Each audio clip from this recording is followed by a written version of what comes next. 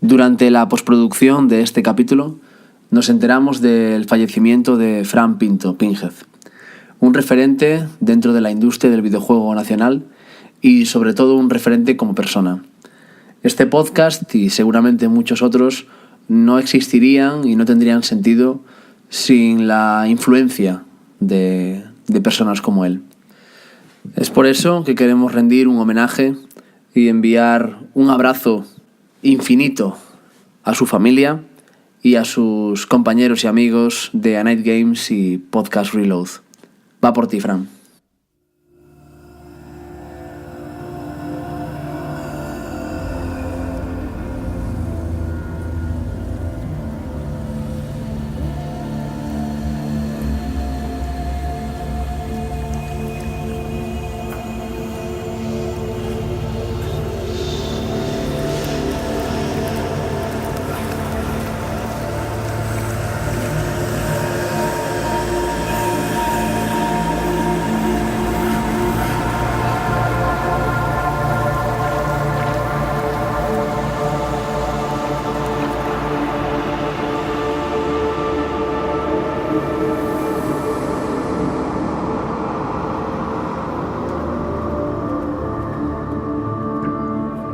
Mirad cómo voy a romper la cuarta pared, ¿eh?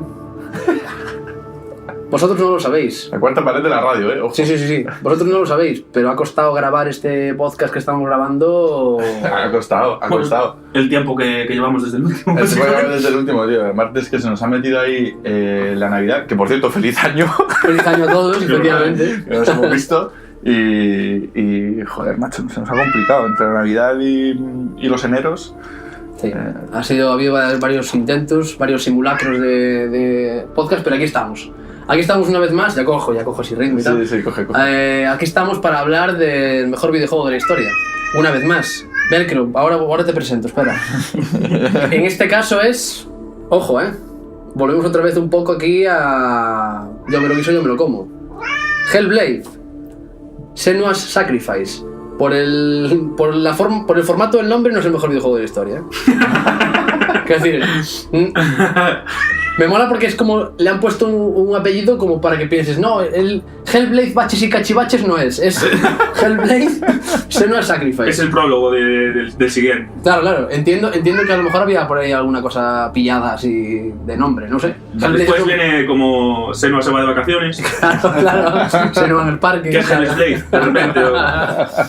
Bueno, vamos a hablar de un juego que ya no solo por lo que propone, que a mí me parece fantástico y me parece redondísimo, ya no solo por la creatividad que tiene en sí, es un ente bastante atípico dentro de la industria, ¿no? Ya lo decimos así, no es como ni indie, ni triple A, ni es como... Bueno, de hecho, dio llamarse AA a este doble tipo A. de... Sí. Pero no era también... Triple I. Triple I fue... Y ha generado, creo, después del éxito, ya lo hablaremos bien, un nuevo modelo dentro de la industria y les han comprado Microsoft, entiendo, para que sigan haciendo este modelo así intermedio, un poco más asequible, pero que funciona igual. Bueno, no me lío, que si no ya entramos aquí en materia. Estamos los de siempre.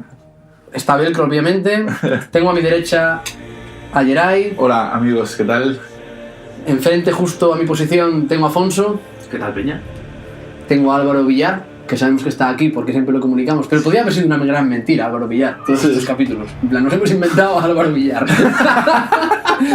Aparte de Álvaro decimos el apellido como plan para afirmar que es de verdad. Es que aparte, Álvaro Villar no es como un nombre muy de radio. Sí que lo es. ¿No? ¿Te imaginas que fuera otra personalidad de Velcro? Podría ser. Y está Velcro también. Una cosa que ahora mismo me la voy a jugar un montón y voy a preguntar a Álvaro, si no, a ver cómo hacemos después, porque ya lo he liado. Tenía que haberlo hecho antes de empezar a darle al rec. Vamos a grabar este podcast en 8D, 3D, holofonía. Sistema binaural. ¡Holofonía! Se llama así, de verdad. Sí. Hostia, me encanta el nombre, Lo vamos a hacer así, de verdad. Entonces puedo decir, por ejemplo, ahora en este preciso momento vais a empezar a escucharme a mí por la derecha. Como a Santiago Abascal. Mira, se escucha hasta la pistola. Vais a escuchar un poco al centro a Yeray. Yo siempre he sido muy extremo centro, sí. Y Y vamos a escuchar a Afonso un poco más a la izquierda de mi voz. Es que me estoy dejando coleta ahora, que no me pelo largo. Correcto. ¿Lo vamos a hacer así? Bueno, pues esto forma parte un poco del podcast conceptual que estamos intentando hacer hoy, que creemos que tiene todo el sentido, siendo el juego del que se trata. Y os jodéis. No vais a escuchar a cada uno por un lado. Sí, esto es precioso ya. No, esto es muy bonito, Sí. Bueno, arrancamos. Bueno, así que, por supuesto, escucharnos con cascos, que es la, Claro, esa es la gracia. Perdón. es la mejor forma de escuchar esto. Es la única. Sí, la única. Ahora mismo, si lo tienes puesto en la mini cadena, Que sabemos que mucha gente nos escucha desde la minicadena Sí. o las discotecas y lo ponen mucho, lo piden al DJ. Igual Uno más- de los videojuegos.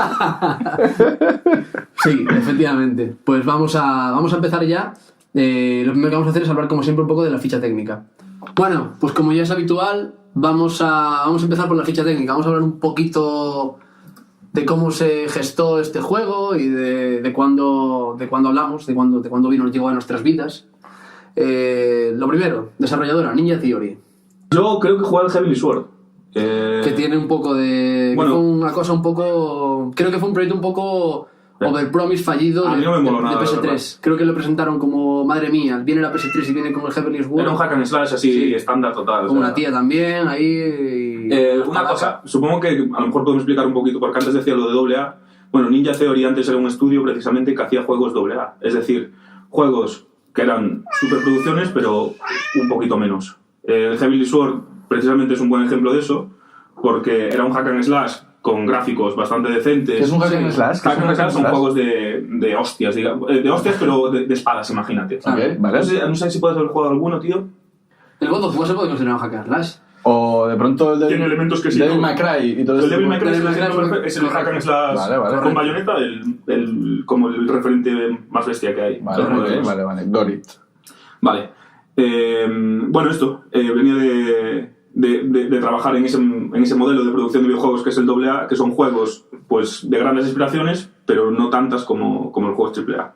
De ahí que parece que tuvieran como el músculo o la visión para poder hacer esta nueva industria o crear esta nueva industria o forma de hacer juegos que son los AAAs, que es, vale, si en grandes producciones no podemos llegar al nivel, ¿qué pasa si hacemos una pequeña producción con valores de producción más grandes de los que suelen tener ellos? Entiendo que es la reflexión previa y encontraron ahí un... Es buen que modo de mercado. aquí si queremos hacemos un pequeño ya, hablamos un poco de arreglar el mundo o de cómo funcionan las cosas, pero claro, todo el tema de la industria de los videojuegos, o sea, desarrollos larguísimos, presupuestos elevadísimos, las vidas de la gente, hemos visto 1000 millones de historias de gente durmiendo en las oficinas, haciendo el mítico crunch, como pasó ahora con el Red Dead, de gente echando horas, y después a lo mejor metiéndose una hostia con un videojuego de 40 o 50 euros de presupuesto, que puede ocurrir perfectamente. Entonces, claro, lo que hicieron esta gente fue minimizar riesgos, ¿no? Parecía que no había nada entre el desarrollo, digamos, indie de dos tíos en una habitación, Haciendo píxeles, como con Dime, por ejemplo. claro, y llevando un poco esa estética un poquito más retro para poder encajar, digamos, a nivel técnico lo que podían hacer, lo que se podía mover y para demás. superar limitantes. Y después está los juegos, digamos, estos benchmark loquísimos que salen para poner una videoconsola en el gráficos a tope y no sé qué, aquí está Play 4, aquí está no sé qué, que son juegos que a lo mejor están 5 años, así señor, y hay más, o sea, el Final Fantasy XV estuvieron, o sea, Bueno, sí. 10 años creo desarrollando. Ahora con la 12 años. noticia de hace nada del Metroid, que no sé cuánto tiempo estarán, que acaban de cancelar el Metroid. Bueno, no sé si lo viste esto. Sí. Entonces, claro, hace que sea esto, yo creo que tiene una precariedad tan elevada que, bueno, que hace que creo que es lo que condena a la industria. Y después también hay una cosa que también creo yo que también está mucho en que los juegos se venden muy caros. Y claro, cuando tú quieres vender un juego de 70, 79 euros, 69 euros como se venden los juegos, igual no le puedes presentar a alguien una experiencia de 4 horas. Aunque sea la mejor experiencia de su puta vida. Hay mucha gente que busca gastarse 80 Claro. euros y jugar... Bueno, yo tengo algunos amigos, incluso algunos amigos que nos escuchan, que mi colega Luis, por ejemplo, suele comprarse 1 o 2 juegos al año, véase un Call of Duty o, por ejemplo, un Destiny, porque sabe que son juegos a los que va a poder jugar 100, 150 horas pasándoselo de putísima madre y va a poder espaciarlos durante más tiempo. Podemos estar hablando de los juegos buffet libre. Sí, la verdad es que sí, es una buena forma. La industria le llama juegos como servicio. Juegos como servicio, pero, se llama ahora, pero me pero gusta me más. gusta bastante más. Me gusta bastante más lo de juegos buffet libre. Entonces creo que al final estos han encontrado, creo que es una decisión muy inteligente. Han encontrado un hueco que estaba ahí, que estaba justo en medio de estas dos posiciones, de o voy con todo lo grande o me tengo que conformar con algo más chiquitito. Ha encontrado algo muy equilibrado, que creo que es precisamente lo que el juego respira en todo momento. Es un juego muy equilibrado. Sí, total. Y aparte hay una cosa que me parece que es un movimiento muy inteligente por su parte, porque por lo que tengo leído, cuando ellos se enfrentan al desarrollo del juego, es un estudio con peña trabajando. Pero precisamente para aligerar los procesos y demás, se extrae de toda esa gente que está trabajando ahí a un equipo de 20. Y son 20 los que se papan el juego. Entonces, aprovechan de alguna manera una destinación de recursos más o menos asumible, porque al final tener a 20 trabajando en términos de horas y de precio por hora no es lo mismo que tener trabajando 200, pero luego aprovechan también toda esa parte de músculo y de relaciones, más allá de lo que tiene que ver con la creación, porque por un lado está la creación, pero luego está la promoción, la difusión, etcétera. Y sí que se apoyan en lo gordo, en lo importante, cuando han conseguido tener el juego hecho. Bueno, es importante que decir, porque creo que todavía no lo mencionamos, que Hellblade salió, juraría que por 30 euros. Sí, claro, 39 creo que salió. Creo ¿por 39? No, 29, puede ser. 29. Sí, 29. Bueno, yo cuando lo compré ahora, como no estaba, por cierto, ahora mismo está oferta el PlayStation Store, por si alguien quiere comprarlo, está a 15 pavos. ¿Había qué? ¿El qué? A día que si no es como ahora y la gente entrando toda A día... Estamos a punto de romper la magia. A día 28 de enero, así estamos. No sé. Muy bien. 29, correcto. Estaba como a 30 euros y creo que es el precio cuando yo lo compré en invierno. Creo que es importante esto porque permite que a uno no le duela tanto, o sea, porque 60 euros duele más obviamente que 30, claro. Y da mucho menos miedo equivocarse con 60 euros que con 30. Totalmente. Y el poder hacer una producción como esta hace que un juego de este tipo pues también... Sí, las expectativas son importantísimas. Y lo que dice David, el cómo han mantenido el equilibrio, porque ojo, es un juego de 30 euros que por el que te podrían cobrar 60 pavos. Sí, claro. A mí yo te lo digo, si sabes un poquito de videojuegos y sabes cómo están hechas las cosas, ahí detrás hay un trabajo. De hecho, yo vi el tráiler, me fui a comprarme el juego, vi que estaban 30 pavos y me froté las manos. soy un ganador. Ahí está el ejemplo, ya para cerrar, ahí está el ejemplo de juego muy corto que fue casi, creo que el principio de toda esta polémica, que fue The Order. No sé si lo conoces, ¿verdad? No. Un juego que salió con la Play 4, que era fue un juego, por decirlo mal y rápido, terrible, salió muy mal. Principalmente porque era aburrido jugar a él, se veía de la hostia, pero es que duraba 6 horas, una cosa así. Entonces, tenía unos graficotes y tenía una producción AAA, pero claro, todo lo que había detrás del juego no respondía a eso. No se sostenía por ningún lado. Y fue un desastre, tío. Fue un juego un poco de lanzamiento, de estos que entiendo que Sony pide para que se muestre que Play 4 tiene unos graficotes tremendos, y eso creo que al final acaba condenando a un proyecto que al final no tenía alma. Era todo... Sí, era todo lo que se veía. Lo que habías visto en el tráiler era a lo mejor que tenía... Efectivamente.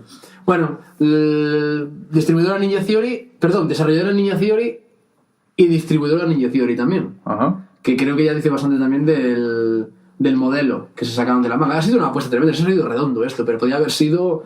Bueno, igual, no sé, tampoco si la hubiesen cagado, tengo que hubiese sido una pérdida tan grande, pero ellos mismos han sido sus distribuidores también, que se hizo mucho de... Creo que el proceso de desarrollo también lo fueron comunicando, ¿no? Fue uno de estos procesos de desarrollo abierto en el que... Y aparte es que es y lo pudieron ir comunicando porque además, y lo hablaremos un poco más adelante, no solamente cuando hablaban de que estaban haciendo un juego, no solamente estaban hablando de que se estaba haciendo un juego, estaban hablando de que se está haciendo un juego que tiene cantidad de implicaciones más allá, y que tiene que ver pues con lo que vamos a ver más adelante de la enfermedad de la chica y todo lo demás, ¿no? O sea que al final era un juego que la propia creación ya tenía un storytelling y lo aprovecharon muy bien, lo hicieron de puta madre. Bueno, aquí tenemos un poquito los créditos de la gente que ha trabajado en esto. Vamos a ir desde alguien que no conocemos de nada, como es Tamín Antoniades, que es el director, Bueno. Dominic Matthews, como productor. El escritor también es Tamín Antoniades, que bueno, creo que es un juego bastante bien escrito, la verdad. Sí, tiene frases muy épicas. Sí.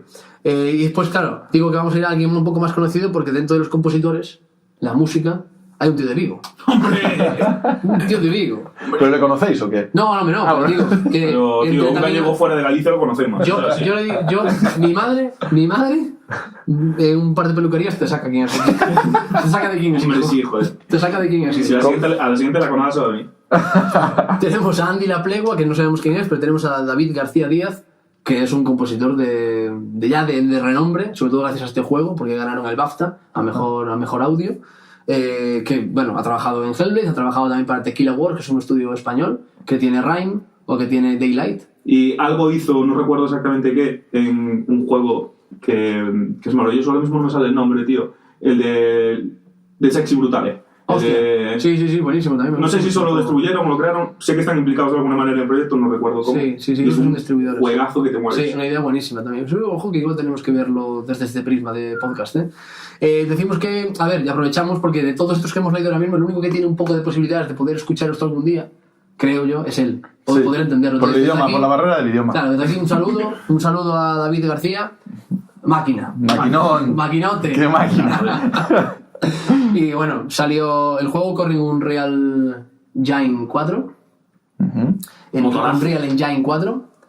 Las plataformas, pues las habituales: PlayStation 4 y Xbox One. Y yo lo jugué en PC, es decir. Ah, sí. Yo lo jugué en PC. Eres la vertiente pecera de este juego. Lo vertiente de jugarlo en PC, lo pillé en una rebaja de Steam muy buena. Y lo jugué en PC.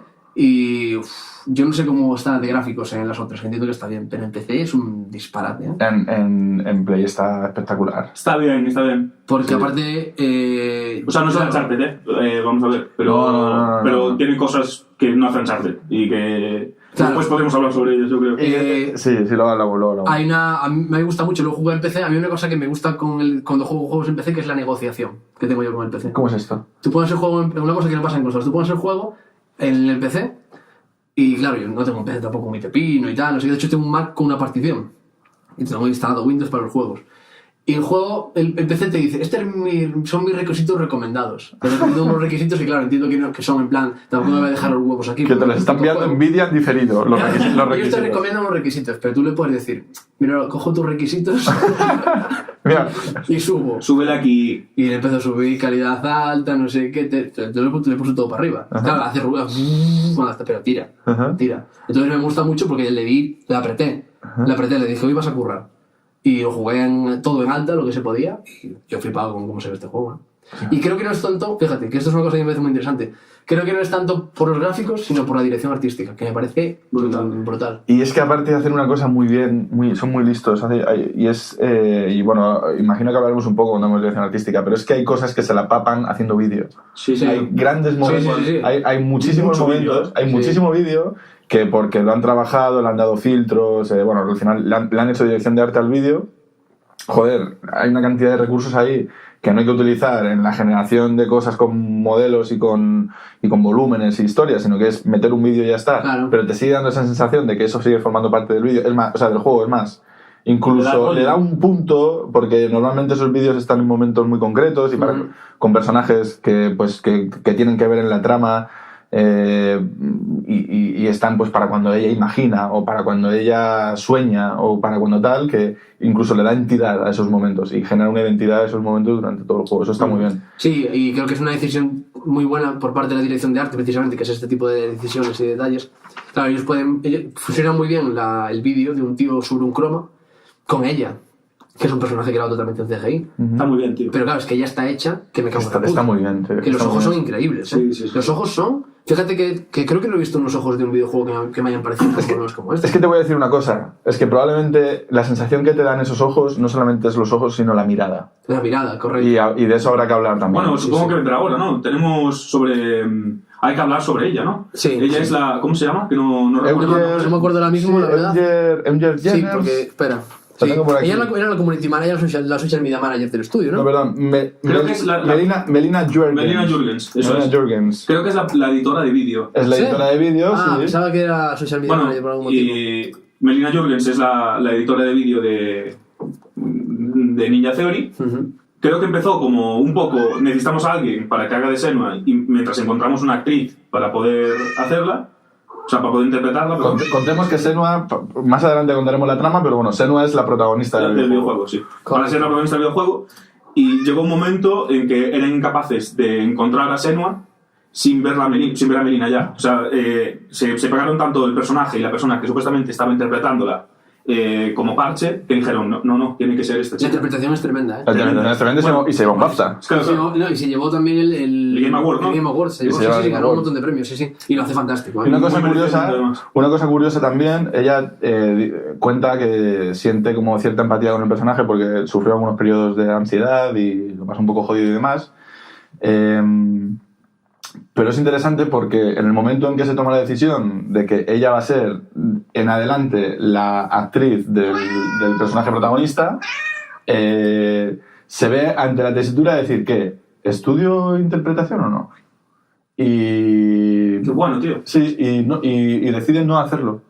Decide no hacerlo porque tiene la sensación de que no está encorsetada por lo que a priori le podría llegar a enseñar, todo lo que tenga que ver con clases de interpretación, de ser actriz y todo el rollo, y dice, bueno, si hasta aquí he llegado así y así me quieren, voy a tirar, y tiro, y lo siguiente es recogiendo premios encima de este Es que hace un papel tan inquietante y se ve tan de verdad, sí, que asusta, de verdad, asusta, se ve muy cercano, tío. Sí, yo creo que pasa esto muchas veces de que a veces los videojuegos...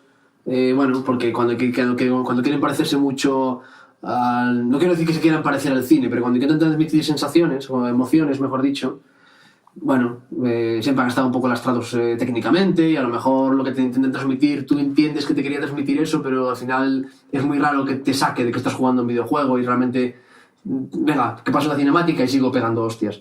Pero yo es que la interpretación, me lo he querido muchísimo. Sí, me lo he querido más de lo que suelo creer normalmente, porque normalmente no suelo desconectar el chip de estoy jugando un videojuego. Pero en este caso ya te digo que conseguí que me conectase, tío. Y ojo, porque nos estamos creyendo una interpretación de algo que nunca hemos visto en la realidad referenciado nunca. Claro, porque al final es una guerrera, ahora contamos un poco pero es una guerrera de hace unos 11 siglos. Sí, correcto. O 13 siglos, entonces es fuerte. Pero fíjate que lo que creo que nos creemos no es tanto al personaje, sino a la persona.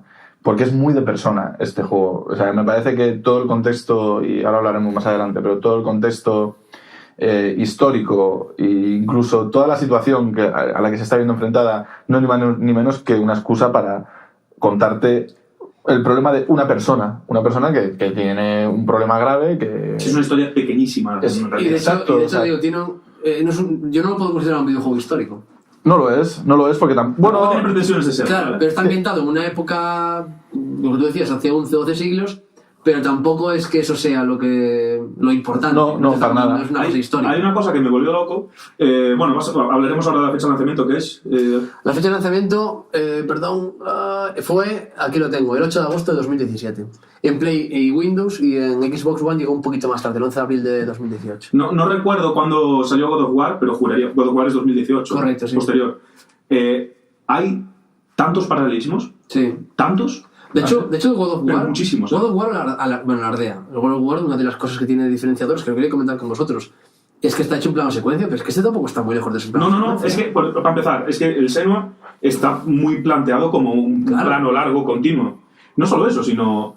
la mitología mola mucho porque tú en God of War, que ojalá algún día hablemos de él en el podcast porque es un juego digno de... Bueno, de hecho fue el juego de este año. Sí, correcto. God of War también presenta la mitología nórdica, que es la que vemos aquí en Senua, que va leyendo a través de unas piedras que encontramos durante el juego. Bueno, lo va leyendo, no le va contando un hombre. Y a mí personalmente disfruto mucho de ver las interpretaciones que hace diferentes personas sobre una misma cosa. Y aquí uno puede ver la interpretación de la mitología nórdica por parte del estudio de Ninja Theory del juego de Hellblade, y en God of War ves los mismos sitios, vas a los mismos sitios. Por ejemplo, vas a Helheim, que es el infierno para los nórdicos, y cómo son de diferentes uno y otro. Cómo es en God of War ese infierno para ellos y cómo es en Senua esto. Es un ejercicio interesante. Y se hablan de las mismas historias. Se habla, por ejemplo, de Mimir, que en God of War es una cabeza que llevas pegada al culo, como en Senua, que llevas una cabeza pegada al culo, la de Dillion, su marido. Hay tantos paralelismos, pero tantos, que parece, si no fuesen proyectos que están tan pegados en el tiempo, podría parecer que está God of War ultra inspirado en Senua. Y me gustaría pensar que es así, la verdad, que un videojuego de una importancia tan grande y de una escala tan grande como God of War haya cogido tantos elementos de Senua, porque de verdad que parece que hay cosas que son uno a uno.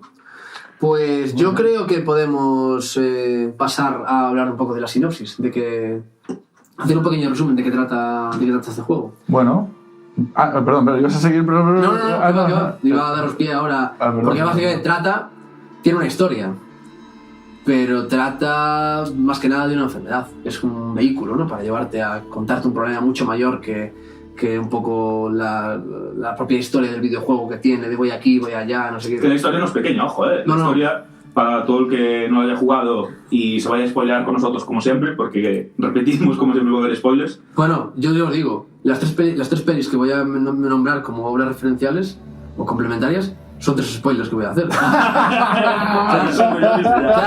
Claro, porque son 3 películas que tratan sobre enfermedades mentales. Que descubre que es el giro de la película. Entonces, yo las estaba poniendo hoy y digo yo, vale, 3 de 3. Vale, primero continúa, tío. La cosa es que Senua es una guerrera celta. Creo que la sitúan en las Islas Orcadas. Una localización de por ahí que tiene pinta de ser muy bonita. Creo que está en Gran Bretaña o en Irlanda, algo similar. Y norte de Escocia, son las tribus pictas. Es Escocia. Es Escocia, norte de Escocia. Es una pertenecía. Bueno, a ver, pertenecía. Selma no existió, ¿vale? Pero si hubiera existido. Pero está basada en incluso una guerrera real, creo. Esto no lo sabía yo, pero ella era una guerrera picta de los pictos, que era una confederación de tribus del norte de Escocia que era como una cooperativa de metepalos escoceses, básicamente. Metepalos escoceses. ¿Se imaginas a William Wallace? Pues un poco anteriores. Eso es. Bueno, Senua, porque tiene problemas mentales desde muy jovencita, decide exiliarse en el bosque de forma voluntaria, que creo que es un comportamiento histórico también de las tribus pictas, que creo que solían hacer este tipo de comportamientos cuando tenían enfermedades mentales, de las que obviamente no eran conscientes. Senua lo llama la oscuridad, cosa que también entiendo que explicaremos más durante el desarrollo del podcast. Decide exiliarse en el bosque y cuando vuelve de ese exilio voluntario, vuelve hecha mierda, por supuesto, es una situación hipertraumática. Imaginaos una persona con problemas mentales muy graves, con paranoia, escucha voces, tiene visiones. Bueno, todo esto en el siglo VIII, con toda la mitología, la imaginería que había alrededor de las cosas del mundo que todavía no se entendían, pues ya es un cóctel. Es terrible. Y bueno, todo lo que uno se puede encontrar en un bosque de noche, con el miedo que ahora, imaginemos el miedo que tenía que dar aquella, que era todo incluso más salvaje que escuchando voces en tu cabeza, o sea, claro, es terrible. Movidón. Cuando vuelve se encuentra un panorama más terrible aún, que es su tribu arrasada por los vikingos, por decirlo mal y rápido, y en concreto su novio o su marido muerto a través de un tipo de asesinato ritual famoso que se llama el Águila de Sangre, que no sé exactamente los pormenores, pero genera una imagen brutal que es, bueno, creo que a uno le abren las costillas de la espalda, o sea, la parte de la espalda, y le sacan los pulmones por atrás. Bueno, hacen que el cuerpo humano tenga una forma similar a la de un pájaro, y a la vez también cercenan alguna extremidad y algo terrible. Sí, no, ya que se ponen, pues. Entonces, Senua, cuando ve esto, le da un brote, o sea, acaba esa puntilla ya a su estado mental, y por las historias que le habían contado sobre los dioses de los bárbaros, que son estas historias de la mitología nórdica que más o menos todos podemos tener en mente, ella decide hacer un viaje al país de los muertos a rescatar el alma de su marido. Eso es. Haciendo un viaje físico, en principio, a los territorios en los que... Ahora que comentas justo lo de los... Bueno, iba a decir lo de los maltratos, más que nada lo de las mutilaciones y todo el tema de... ¡Uepa! Creo que se acaba de liarla y casi tira una lata de cerveza. De agua. Perdón, de encima del teclado. De agua. Que tú empiezas el juego caminando y hay gente empalada y... Sí. Es que la imagen del principio es brutal, o sea... Y pilas de cadáveres ardiendo. Pilas de cadáveres ardiendo. Eres consciente de que hay como diferentes fuegos en diferentes puntos del espacio. Es loquísimo. Que si no estás viendo el fuego es que estás viendo el humo o están saliendo las chispas por arriba. Bueno, empieza con un viaje en barca, de hecho. Exacto. Que, por cierto, rima mucho con el principio de God of War. También. Que empiezas no con un viaje en barca, pero es casi lo primero que haces. Viajar en barca con tu hijo a través de un río. Que hasta cierto punto, ahora que lo pienso, es en barca como se viaja al infierno, ¿no? O normalmente es lo de la Estigia, ¿no? Sí, bueno, y Caronte. Claro. Exacto. Y bueno, el juego tiene mucho de infierno, en realidad. O sea, al final es casi un preámbulo a lo que le viene por delante a esa mujer, que es un dramón. Bueno, tiene mucho de infierno hasta el punto de que literalmente el argumento del juego es: voy a bajar hasta el infierno a hablar con el dios del infierno o con el custodio porque no sé exactamente si el personaje que aparece como custodio del infierno es un dios para los nórdicos, no lo sé, a negociar con él para poder rescatar el alma de mi marido. Eso es. Y sí, lo que dice David, el panorama es desolador. Sí, arranca, o sea, es dramático y bueno, ya te marca la tónica de lo que te vas a ir encontrando durante el juego. Que no va a ir a mejor. No va a ir a mejor. De hecho, no va a ir a mejor y bueno, no sé si esperarme a si nos hacen la pregunta de por qué es el mejor videojuego de la historia o no en un momento dado, pero en cualquier... te toca a ti, de hecho. Ah, sí, me toca a mí. Sí. Creo que te toca a ti. Venía pensando luego cuando venían andando para casa y digo yo, creo que te toca. Pues, digamos, este es el cuarto. Los pares es Geray. Empezamos por ti y los pares es Geray, efectivamente. ¿Y qué? ¿Vas a hacer la pregunta o no? Vamos a hacer una pequeña pausa para escuchar alguna de las piezas de la banda sonora, que también está muy bien, por cierto, aunque queda un segundo plano con toda la movida esta de las voces que escucha y todo el sonido holofónico. Vamos a escuchar alguna de las piezas de la banda sonora y cuando volvamos Geray nos va a contar por qué cree él que Hellblade: Senua's Sacrifice es el mejor videojuego de la historia.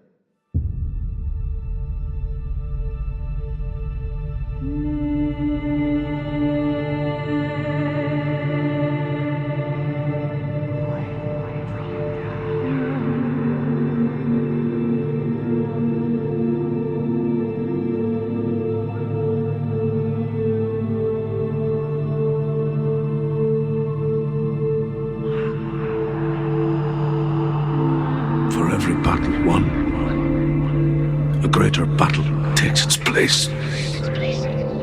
And so it goes. Until we fall. And in the end, we all fall. Even the gods have their time. Yet we still go on.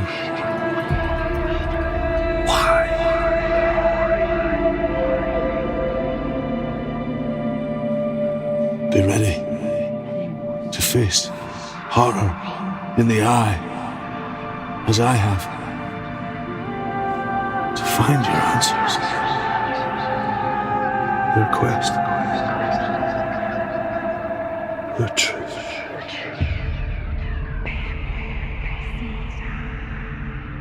Amigo Geray, que creías que te ibas, sabías por lo que venías. Sí, ya lo sabía. Sabías que hoy el día era par. Si es que decir otra cosa es mentir.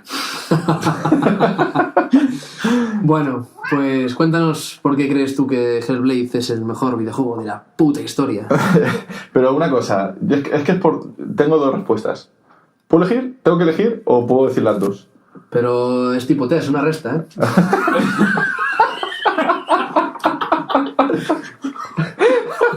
Joder, tío. ¿Os digo la buena o la otra? No, a ver, hay dos cosas. Una se explica muy rápido. O por lo menos se puede pasar por ella rápido y luego podemos volver a ella. Me gusta mucho Hellblade porque es un juego que... porque trata un tema bestia como es la psicosis. No lo hemos contado todavía, pero es un juego en el que no sé si hemos sido explícitos, pero básicamente... No, es cierto, es una cosa que estaba pensando. Hemos estado todo el rato como haciendo ahí un poco, engordando, inflando el globo, pero hemos hablado de que el juego va sobre la puta psicosis. Vale, el juego va sobre la puta psicosis. O sea, tú en el juego, la personaje está completamente loca. Y está muy bien hecho porque... y hablábamos de que este programa se está haciendo en un sistema binaural, porque precisamente el juego está pensado para ser disfrutado binauralmente, si es que ese adverbio existe. Madre mía. Y básicamente es jugar con los cascos puestos y escuchar cosas por muchos sitios. ¿Qué escuchas porque estás loco? O loca, en este caso, escuchas voces todo el rato. Escuchas voces que te vienen una vez por la izquierda, otra vez por la derecha, una vez por el lado, otra vez por delante. Está muy bien pensado porque además estas voces te ayudan como... O sea, te van diciendo lo que tienes que hacer y demás, ¿no? Es una maravilla, ¿eh? Es una maravilla. Sí. Eso no lo hemos comentado hasta ahora, pero es único en ese sentido. Es único y es espectacular. Y fíjate que se podría haber quedado en un recurso estético, pero una de las cosas por las que me parece que es el mejor videojuego de la historia es porque nos ayuda a hacernos una idea de por qué dramas podrían llegar a estar pasando sin acercarnos, imagino, salvando las distancias, pero sí hacernos una idea por los dramas que puede estar llegando a pasar una persona que está jodida y aprovechan esto para lanzar un mensaje a la sociedad. Decir, oye, tío, una persona que está loca, que sufre psicosis, que yo casi me atrevo a decir que es una esquizofrenia, porque al final son voces que te están hablando, que te acompañan, que te acosan en la mayoría de casos, que no te dan tregua, que no te dan paz. Y es algo que además se vuelve contra ti en el juego. Yo recuerdo estar jugando y, joder, la sensación de me quiero quitar los cascos. Me quiero quitar los cascos porque no puedo más. Y ojo, que yo me puedo quitar los cascos. Ya. Pero Senua no puede. Pero Senua no se puede quitar los cascos. Y el chaval que está ingresado en el psiquiátrico de no sé dónde tampoco se puede quitar los cascos. Entonces, una de las cosas por las que me parece que es el mejor videojuego de la historia es porque es un juego que su trascendencia no está solamente en conseguir divertir a la gente y ya está, sino en lanzar un mensaje que se te quede en la memoria y que se te quede para siempre, más allá de lo que haya pasado en el juego. Es una cosa que te expone a la realidad de otra manera, empezando en el universo de la ficción. Eso me parece que es muy bonito. Perdona que te pare un segundín, pero uno de los comentarios que recibió la gente de Ninja Theory que más ilusión le hizo fue, creo que era un chico que hablaba que su hermana tenía ataques de ansiedad y el chico no era capaz de comprenderla, ¿no? Entonces, perdón, el que escribió el comentario en Ninja Theory fue la hermana que tenía ataques de ansiedad y le dijo: mi hermano jugó a Hellblade y a partir de ese momento la experiencia lo cambió la forma en la que me entendía como persona y los problemas mentales que sufro, y cambió su forma de tratarme porque consiguió transmitirle alguna de las cosas con las que tengo que lidiar yo en mi día a día, y eso es tremendo. O sea, es la hostia. Hubo otro comentario de una madre que le daba las gracias a Hellblade porque su hijo, después de jugar al juego, le contó: mamá, tengo un problema y estaba pensando en suicidarme. Y escuchó cosas. Durísimo, tío. Hostia, ojo. Entonces, para que nos hagamos una idea del calado, ¿no? Y yo creo que esto se consigue porque lo tratan con mucha delicadeza, no son nada pornográficos en la utilización de... En ningún momento. Para nada, ¿verdad? Es como muy, muy elegante todo. No, exactamente. No te intentan lanzar un... Es una experiencia... Es que no hay ninguna moralina ya para empezar. Exacto. Te lleva mucho a que tú saques tus conclusiones a la pura subjetividad. Creo que no te intentan llevar por ningún lado, lanzarte ningún mensaje, ninguna moral, ningún mensaje moral, ni ninguna historia un poco aleccionadora, ni nada, ni fíjate lo que sufre la gente que tiene psicosis, ni... No, es como un poco, te meto ahí, ponte los cascos, sumérgete en esto. Yo, lógicamente, lo que quería comentar, yo no sé hasta qué punto, ahora que lo estés comentando, que está documentado, pero yo no sé hasta qué pensaba cuando jugaba, no sé hasta qué punto están transmitiendo esta enfermedad, bien o mal. Ahí si queréis hago también un pequeño inciso. Hay un documental que acompaña al juego, que a todos los que lo hayáis jugado, incluso a los que no, recomiendo, supongo que estará colgado en YouTube, que explican cómo es el proceso de creación del juego. Está colgado. Sí. Yo lo vi antes de jugar al juego. Y cómo los testimonios, porque para hacer el juego contaron tanto con expertos en salud mental, expertos a nivel profesores de universidad incluso, y también con los propios locos. Hay experiencias, hay momentos del juego que no existían en el juego y están sacadas de experiencias personales de gente. Por ejemplo, una chica de las que usaron para... Bueno, usaron no, que está feo decirlo, pero con las que contaron el proyecto para coger inspiración sobre enfermedades mentales. La tía tenía un problema de visiones y veía constantemente cadáveres colgados de su cuarto. Entonces eso acaba en el juego. Hay algún momento en el que Senua pasa por salas en las que hay cientos de cadáveres colgados de un techo. Uno de los puzzles que vas metido, como vas en toda oscuridad, que tienes que seguir la vibración del mando. Estás entre cadáveres. Es verdad. Es verdad. O lo de las voces, por ejemplo. Hay un momento en que Senua aguanta una puerta, se enseñan directamente en el documental. Hay un momento en el que Senua aguanta una puerta con unas voces y unos golpes dando fuera, y eso también es una experiencia de una de las personas con las que contaron, que decía que constantemente escuchaba como una persona intentaba entrar en su cuarto con violencia, lo llamaba, intentaba tirar la puerta abajo y él sentía la necesidad de apoyarse contra la puerta. Entonces, no es un juego, no es de esos que dicen me inspiré en esto y esto. No, de verdad, cogieron experiencias reales de la gente que transformaron el juego por completo. Y con cada avance, no solo lo testeaban entre ellos y si funcionaba a forma en el propio juego, sino que hablaban con los propios enfermos y ¿esto se parece realmente a lo que te ocurre? Y claro, ellos se sintieron muy partícipes del proyecto y se vieron reflejados en lo que ocurría porque intentaron ser los más fieles posibles a esto. Y además, no solamente se apoyaron en enfermos, sino que se apoyaron en... Bueno, de hecho, es un tío que se llama Paul Fletcher, que es un hiperexperto neurocientífico de la Universidad de Cambridge, que de alguna manera estuvo todo el rato vigilando y diciendo, oye, pues esto está, esto no está, esto aquí, esto ya... O sea, que la verdad es que el trabajo de documentación... Yo creo que nos enfrentamos a la naturalidad de la situación tan loca precisamente porque la documentación es tan buena que nada te suena ni descabellado, ni extremadamente cinematográfico, ni lo que decía, ni pornográfico. No son voces, para que nos hagamos una idea, no son voces que te están diciendo vete allí y mátalo, correcto, es lo que tienes que hacer, mátalo ya. No, son pequeñas voces que te asaltan, que te dicen hazlo, no hazlo, déjalo, vuelve, cuidado, se está equivocando, se está equivocando. Pero realmente la narrativa, o sea, lo que te están contando no te lo dicen explícitamente. Tú, a medida que vas uniendo palabras sueltas que te van invadiendo, es que empiezas un poco a inteligir los mensajes. Pero nunca hay un mensaje explícito de ahora tienes que girarte y hacer...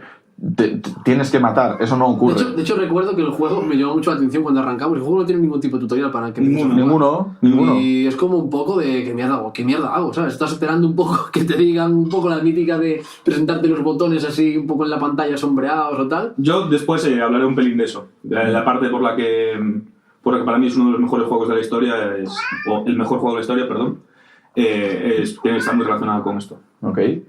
Y bueno, la segunda cosa por la que me parece el mejor videojuego de la historia, y aquí ya sí que hablamos estrictamente de lo que concierne al juego, y en este caso a la narrativa del juego, es una cosa que me llamó la atención, y es que es un juego en el que no se puede ganar.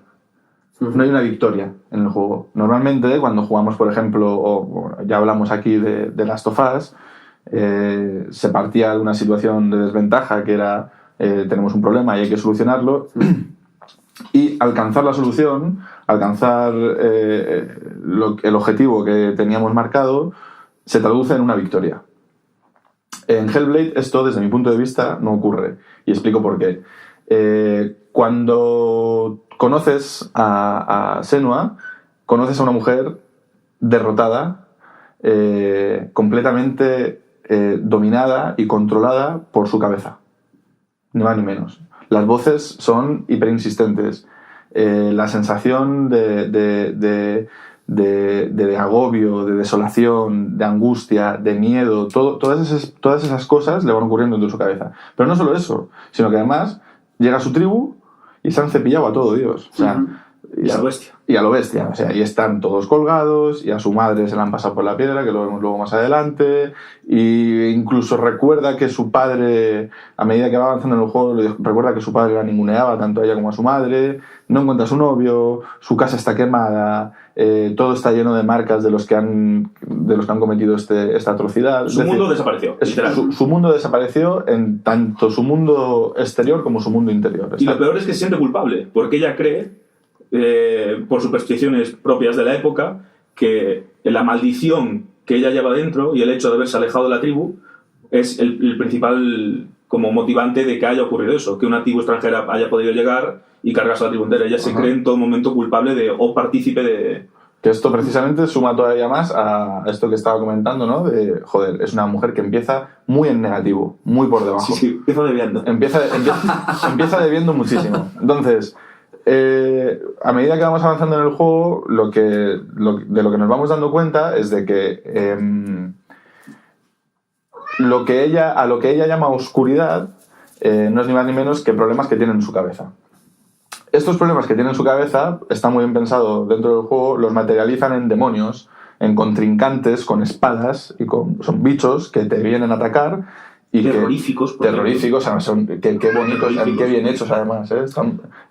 Yo te digo, lo quería comentar un poco así, un pequeño apartado, pero se criticó muchísimo el combate de este juego y yo me lo pasé todo bien. Porque creo que es el típico de combate que te hace sentirte fuerte y poderoso, ¿no? Es como de los del Batman Arkham, no sé si jugaste los Batman, pero los Batman te hacen sentirte Batman. No vas por ahí en plan soy un Mindundi. O sea, repartes leña como tienes que repartir leña siendo Batman. Que aquí no eres Batman, pero quiero decir que a mí me gustó mucho esa sensación todo el rato un poco de venganza que te hace ser muy fuerte en algunos momentos y quitar a todo el mundo del medio aunque sean putos demonios, ¿sabes? Porque tienes un objetivo y vas recto hacia ese objetivo y cuando estás con ese objetivo en mente revientas que no hace falta llevarte por delante.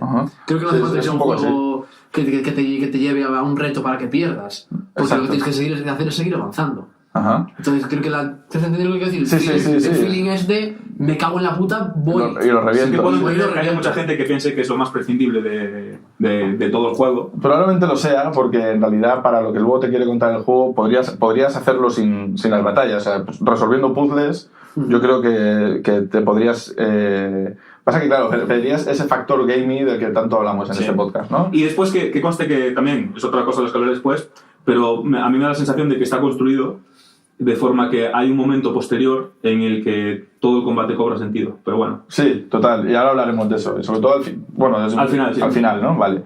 Entonces, lo que decía, ¿no? Pues ella empieza en negativo, empieza a enfrentarse a su propio problema, que su propio problema es estoy como una puta cabra, pero... No, perdón, tengo problemas psicológicos. Psiquiátricos, más bien. Y se materializan en monstruos, en demonios y demás. Y tengo que abrir puertas, y tengo que llegar a sitios y todo esto, ¿no? Entonces, todo el juego es una huida de el drama en el que está ella inmerso. Vamos alcanzando un clímax y cuando llegamos al final del juego y tienes aquella gran batalla final que tienes, se consuma lo que os decía, que es un juego que empiezas perdiendo y terminas perdiendo. Esa gran batalla no se puede ganar. No se puede ganar. Y eres consciente desde el primer momento, porque tú no tienes los problemas mentales de... Eso es. Has ido avanzando, te has ido enfrentando, has ido bajando al infierno, que al final lo que has ido es llegando al centro de tu problema mental.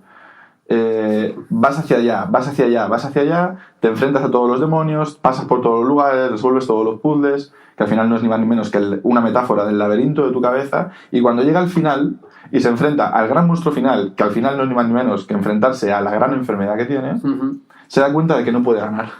Entonces pierde. Esa gran batalla final, donde a priori en todos los juegos tú matas al gran monstruo final y se acabó el juego y ahí está tu victoria, no se puede ganar en este juego. Tú luchas contra el monstruo final y el monstruo final, por cojones, te gana. Y cuando te gana es que te das cuenta de que en realidad te estás enfrentando a algo, y sobre todo ella en esa época se está enfrentando a algo que es imposible superar. Es un problema mental. Es decir, esto, amiga, está contigo para siempre. Esas voces, y el juego acaba escuchando voces. Tiene todo este tramo de, oye, soy consciente de que tengo... Joder, ella lo llama, dice, la oscuridad siempre ha estado aquí, no puedo irme de ella. Me habías dicho que lo iba a encontrar y al final no podía. Le está hablando, ni siquiera sabe a lo que le está hablando. Le está hablando a un ente que ella ha creado en su cabeza, que al final es a la enfermedad. Y cuando llego al final de todo, y cuando entiendo todo, y cuando de verdad alcanzo la única pequeña victoria que tengo, me doy cuenta de que en realidad he perdido para siempre y que nunca voy a ganar. Entonces... Qué bonito, ¿no? Joder, Sí, qué bonito y qué duro. Claro, que arriesgado. Y qué poco gamey. Y qué poco gaming. Y qué poco triple A. Y qué poco triple A. Entonces, qué topetazo te pega en la cabeza y cuando crees que estás ahí, bueno, vas a resolverlo todo, no resuelves absolutamente nada. Estás buscando el alma de tu marido y el alma de tu marido va a seguir siendo un alma, no lo vas a ver nunca. Estás intentando cargarte al monstruo y al monstruo no te lo vas a cargar nunca y en definitiva te estás enfrentando a tu enfermedad y tu enfermedad te va a acompañar para siempre. Estás loca. Y te tocó. Es lo que hay. Entonces, me parece que es muy bonito. O sea, me parece que es un tipo de narrativa muy poco usual. A mí me parece también interesante aquí, en esta parte de que habla Geray, hablar del papel del padre, tío, en el trastorno mental de Senua. Porque cómo se introduce su figura, como poco a poco vas viendo los comportamientos del padre de Senua, que es algo parecido al chamán de la tribu o algo similar. Sí, a esto. Es un tipo de un líder. Ante esta oscuridad, decide encerrar a Senua, lo que obviamente agrava sus problemas mentales, porque dejar a una persona loca en una habitación aislada del resto del mundo, si no le hace bien a una persona cuerda, pues podemos imaginar los resultados que tiene sobre una persona que no está bien. Y a esto sumado a que Senua parece tener un componente genético ya que estaba predispuesta a esto. Porque cuando habla de su madre... Su madre, se llega a contar la historia que su padre decide quemarla voluntariamente para purgar la oscuridad. Cosa que además parece el principio de la psicosis de Senua. Claro, porque es enfrentada... Un desencadenante. Sí, parece que ese momento es... De hecho, no lo recuerda hasta el final del juego. Como decía Geray, parece que está bajando y avanzando en su propia mente para encontrar el detonante. El detonante de todo, de cómo llegué yo aquí a esto. Como un viaje de sanación espiritual que obviamente es tan fuerte lo que pasó que no se puede sanar. Igual que es tan fuerte lo que le pasó a tu marido, es que está muerto, que no vas a poder hacer nada con esa cabeza que ya es una bolsa, simplemente va a seguir muerto y ya está. Y me encanta cómo se introduce la figura del padre, que además descubres que es una de las voces que te acompaña durante la aventura. La voz más grave, la que siempre es más negativa, la que te dice no vas a conseguirlo, eres un fracaso, lo estás haciendo mal. Después descubrimos que es como resuena la voz del padre en la cabeza de Senua. Y ahora que hablas del padre, qué bonito también cómo se intelige, ¿no? Yo creo que sí. Madre mía. Ella intelige, nosotros inteligimos, ¿vale? Ella intelige. Pero cuando es en reflexivo, se intelige, ¿no? Vale. ¿Cómo se intelige la relación que tiene Senua con su madre también? Porque hay momentos, sobre todo al principio, que más hacia la mitad, que al final la termina viendo, ¿no? En esa piedra gigante, ve la cara de la madre. La puedes ver varias veces, ¿eh? La ves también en la lava, dentro. Yo me la encontré en una cascada. No sé si hay más como eso es, por ejemplo. En la cascada es a la que me refería yo, que es como una piedra, ¿no? Sí, es una piedra que de repente toma la forma... Eso es. Sí. Es muy bonito porque la madre le dice: tú también tienes la visión. La visión es algo de lo que se habla así en el juego, que es lo que a Senua le sirve para resolver puzzles. Imaginémonos, ella por ejemplo llega a una puerta, en esa puerta hay un dibujo de una runa y esa forma de la runa tú la tienes que buscar entre elementos de la naturaleza y cuando la encuentras se lo cuentas a la puerta, por así decirlo, y se abre. Sí. Eso en el juego, a eso en el juego se le llama la visión. Tienes visión. Es que imagino visión, porque en inglés lo llaman sight. El juego está en inglés, está todo subtitulado en inglés, pero es sight. No, está en castellano también, ¿eh? ¿Ah, sí? Sí. Ah, sí. Pues no lo sabía. Te jugaste en difícil, ¿eh? Difícil según Oxford. Bueno, pues es la mirada, la visión, la capacidad de ver cosas al final. Juraría que sí, que se llama la visión. La visión, ¿no? Sí. Y la madre le dice: tú también tienes la visión. Que al final lo único que le está diciendo es: hija mía, si es que te ha tocado, porque yo también estaba un poco jodida. Yo sé lo que es eso ya. Yo sé lo que es eso, yo tengo también problemas que tiene que ver mucho con lo que decías tú, con ese componente genético de la enfermedad. Tú también tienes la visión, tú ves cosas como las veo yo. Pero que además parece que tiene un trasfondo mágico en el propio juego, porque Senua cuenta algunas anécdotas que tienen que ver con que ella tiene capacidades como premonitorias y así. Es que... o sea, también se presenta como algo positivo. Nunca se presenta la enfermedad solo como algo negativo. Uno de los mayores aciertos que tiene este juego es la ambientación, por muchos motivos. Claro. Uno de los motivos es ese, precisamente porque te lo ambienta todo en una época de la que parece que la magia y todo el ocultismo y todo lo que nos ha llegado a través de la historia, de las creencias, de las religiones y tal. Entonces tenemos todo como... enclavado en un mundo de fantasía, ¿no? Es decir, la mitología la vemos siempre desde una distancia casi como fantástica. Y creo que eso ayuda mucho a que se mezcle mucho la magia con la enfermedad. Y después a mí me gusta mucho que esté, digamos, registrado en esa época, ambientado en esa época, porque me parece que hace una cosa que creo que juega a favor o ayuda mucho al tema de la enfermedad. Parece que estas enfermedades mentales son muy modernas. Ya, sí. Es verdad eso.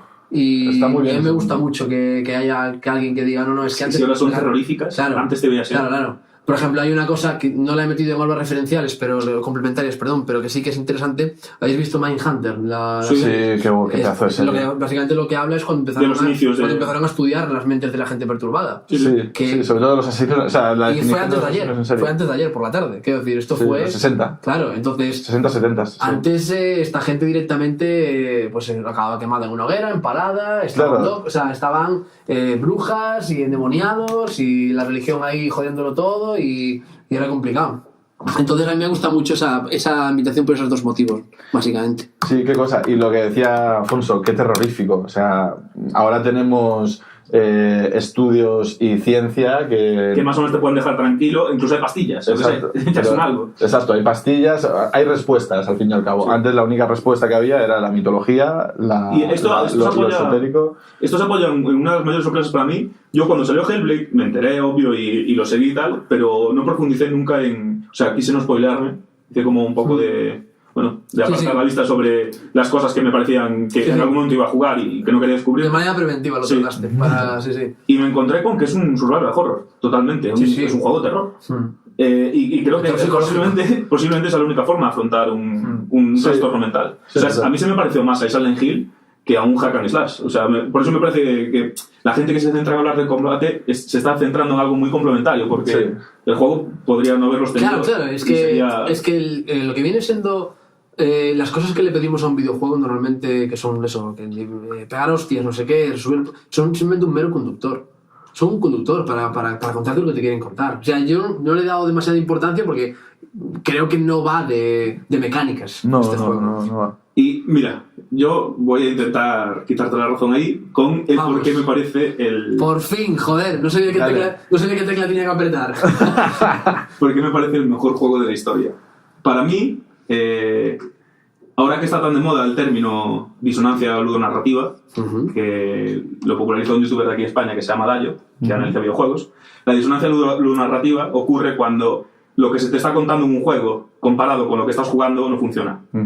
Voy a ponerte un ejemplo clásico. En Uncharted, tú eres un tío de puta madre. No sé si es el mejor ejemplo, sí señor, muy bien. Sí. Eres un tío como guay, sabes que eres súper buena onda, no te metes con nadie, pero humor, de repente... ¿Es humor? Sí. Pero de repente tienes un tiroteo con 60 personas, te las cargas a todas y aquí todo bien. ¿Sabes? Y no te influye en nada y todo eso. Eso es una disonancia obvia entre lo que estás jugando, claro. el tono de la historia que estás jugando y lo que se juega. De hecho, vas pegando tiros y bromeando. Sí, tío, sí. Zully, viejo verde. Claro. Claro, en verdad en el mundo real sería un puto psicópata. Cuando acaba el juego mataste a 400 tíos y eso no le afecta de ninguna manera. Sí, porque además en el chat está preocupadísimo porque mi mujer no se entere de que estoy otra vez cazando tesoros. Claro, cuando es para preocupa más que hayan matado a 400 piratas, es más preocupante. Y es algo muy del videojuego porque los videojuegos, por norma general, lo primero que buscan es ser divertidos y disparar lo es. Y disparar encaja muy poco en muchas historias que tengan una seriedad o que quieran llegar a esos personajes con los que nos podamos identificar. Normalmente es raro que te identifiques con un tío que coge una pistola y se carga a 400 tíos, pero tienes que bajarle. En cambio, en Senua, me da la sensación de que pasa justo lo contrario. Y de ahí un término que no sé si me inventé, pero que me gusta y que creo que encaja muy bien. Que Senua tiene una cosa a la que yo llamé, cuando terminé de jugar y pensé sobre él, resonancia ludonarrativa. Ok. Es decir, que todas las mecánicas resuenan con lo que nos quiere contar el juego. Me parece que es un juego en el que las mecánicas no son importantes, como decía David, porque no son importantes a nivel jugable, son importantes a nivel narrativo. Correcto. Y me parece que todas las mecánicas, la más obvia de ellas, sin ninguna duda, son las voces, están pensadas para contarte algo. En concreto, contarte partes de esta enfermedad. La de las voces, obvio, es la más clara. Y sobre todo es la que más resuena, porque resuena literalmente dentro de tu cabeza. Pero la forma de resolver los puzzles no está hecha porque sí. Forma parte de cómo ven el mundo las personas con psicosis, que buscan patrones de forma automática que hasta que consiguen verlos no son capaces de avanzar en su realidad. Senua es lo que hace, como decía antes Geray, y lo explicaba muy bien además. Senua a veces encuentra runas que debe buscar cosas en el escenario, sean dos palos que se cruzan, sea una hierba que se tuerce de una manera o una sombra en concreto, porque hasta que ve esos patrones no se siente capaz de avanzar. En el combate, como hablábamos antes, hay un momento en el que si os fijáis, no sé si os pasó, pero hay un momento en el que Senua es invencible. Sí, que tienes como mucha capacidad de tenerlo todo frenado, ¿no? No digo solo el tiempo bala, sino uno de los combates finales, antes de que sea imposible ganar, es imposible perder. ¿Ah, sí? Sí. Senua, cada vez que se levanta, o sea, porque cuando en el Hellblade te hacen suficientemente daño, Senua cae al suelo y tienes que aporrear botones hasta levantarse, como para recuperar el fuelle que perdió. Sí. En el momento final, la batalla final del juego, Senua cada vez que cae se levanta de forma automática. No hay forma de que los enemigos te derriben. Y yo creo que eso habla del estado psicológico que está pasando Senua de ahora que ya estoy aquí, y ahora que yo soy tan fuerte como yo creo que soy, es imposible que me tire un muñeco de estos. Correcto. Me parece que es otra forma que tienen de contribuir a esta resonancia ludonarrativa. Y incluso el permadez, que el permadez, para todos aquellos que no escuchen y no estén metidos en el videojuego, un permadez significa cuando en un juego mueres y pierdes todo. Entre todos esos que os escuchan estoy yo también. Claro. Pues el permadez es eso, en un juego pierdes y es como se te borra la partida. Y Senua nos avisa. Al principio del juego se te dice, Senua tiene una podredumbre que avanza por su brazo y te dice, es verdad. Si mueres tantas veces, el juego se va a acabar y vas a tener que empezar otra vez. Y esto no deja de ser otro juego psicológico que hacen contigo, porque además es mentira. Los cabrones no es de verdad eso. Ah, ¿no? O sea, no hay ninguna forma de que... No, yo no morí, o sea, yo morí 1000 millones de veces. Ya, yo también, yo no me me pasó nunca nada. Es un pero sí bulo. estaba preocupado por eso, ¿eh? Es un bulo, claro, que hacen contigo para jugar contigo de forma psicológica. Ya te digo, me parece que literalmente todas las mecánicas del juego están pensadas de forma para que resuenen en la cabeza del que está jugando y comprenda mejor la narrativa. Lo que decía también antes Geray, de empiezas jugando y más o menos entiendes lo que se está hablando, pero es que cuando llevas 8 horas con Senua tienes clarísimo cómo se siente. Y es porque literalmente todo el juego está pensado para hacerlo y no para que te lo pases bien. Porque en muchos momentos puede que incluso te lo pases muy mal. Hay una cosa muy característica y fíjate, os voy a hacer incidir un poco en cómo habéis estado hablando de Senua hasta ahora. Y es que cada vez que habéis hablado de Senua, habéis hablado de ella, y yo creo que también, en tercera persona. Y esto que parece que puede ser algo nimio o normal, yo creo que es precisamente algo que querían conseguir con el juego. En el juego tú acompañas a Senua. No eres Senua. El punto de vista no es desde la nuca de Senua. No, es más alejado. Efectivamente. Estás alejado de Senua y estás escorado hacia un lado. Tú medio le ves, medio la estás viendo por encima de su hombro derecho la mayoría del tiempo y la vas acompañando casi como como un espectador, una tercera persona. De hecho, si se rompe la cuarta pared, para que sepas que eres un espectador. Exacto, de hecho, hay momentos en los que la cámara se gira y ella te mira a los ojos. Y hablábamos al principio del podcast de la mirada. Es que, joder. La mirada es increíble. Es que es la mirada de una mujer que está pasándolo mal. Para mí el juego es muy next gen, ¿eh? Eso sí que ni AA, ni AAA, ni no sé qué. Y para mí, en los eso puzzles, yo aún no me explico cómo funcionan algunos de los puzzles en los que entras por un arco y de repente el escenario cambia totalmente. Sí. En la parte que me encanta... O sea, lo poco que me gustó las dos primeras veces, los dos primeros puzzles que hice ahí, la parte de Valraven, que es una especie de chamán nórdico sobre las visiones, es como el jefe de los chamanes, una cosa así, me parece que representa a eso.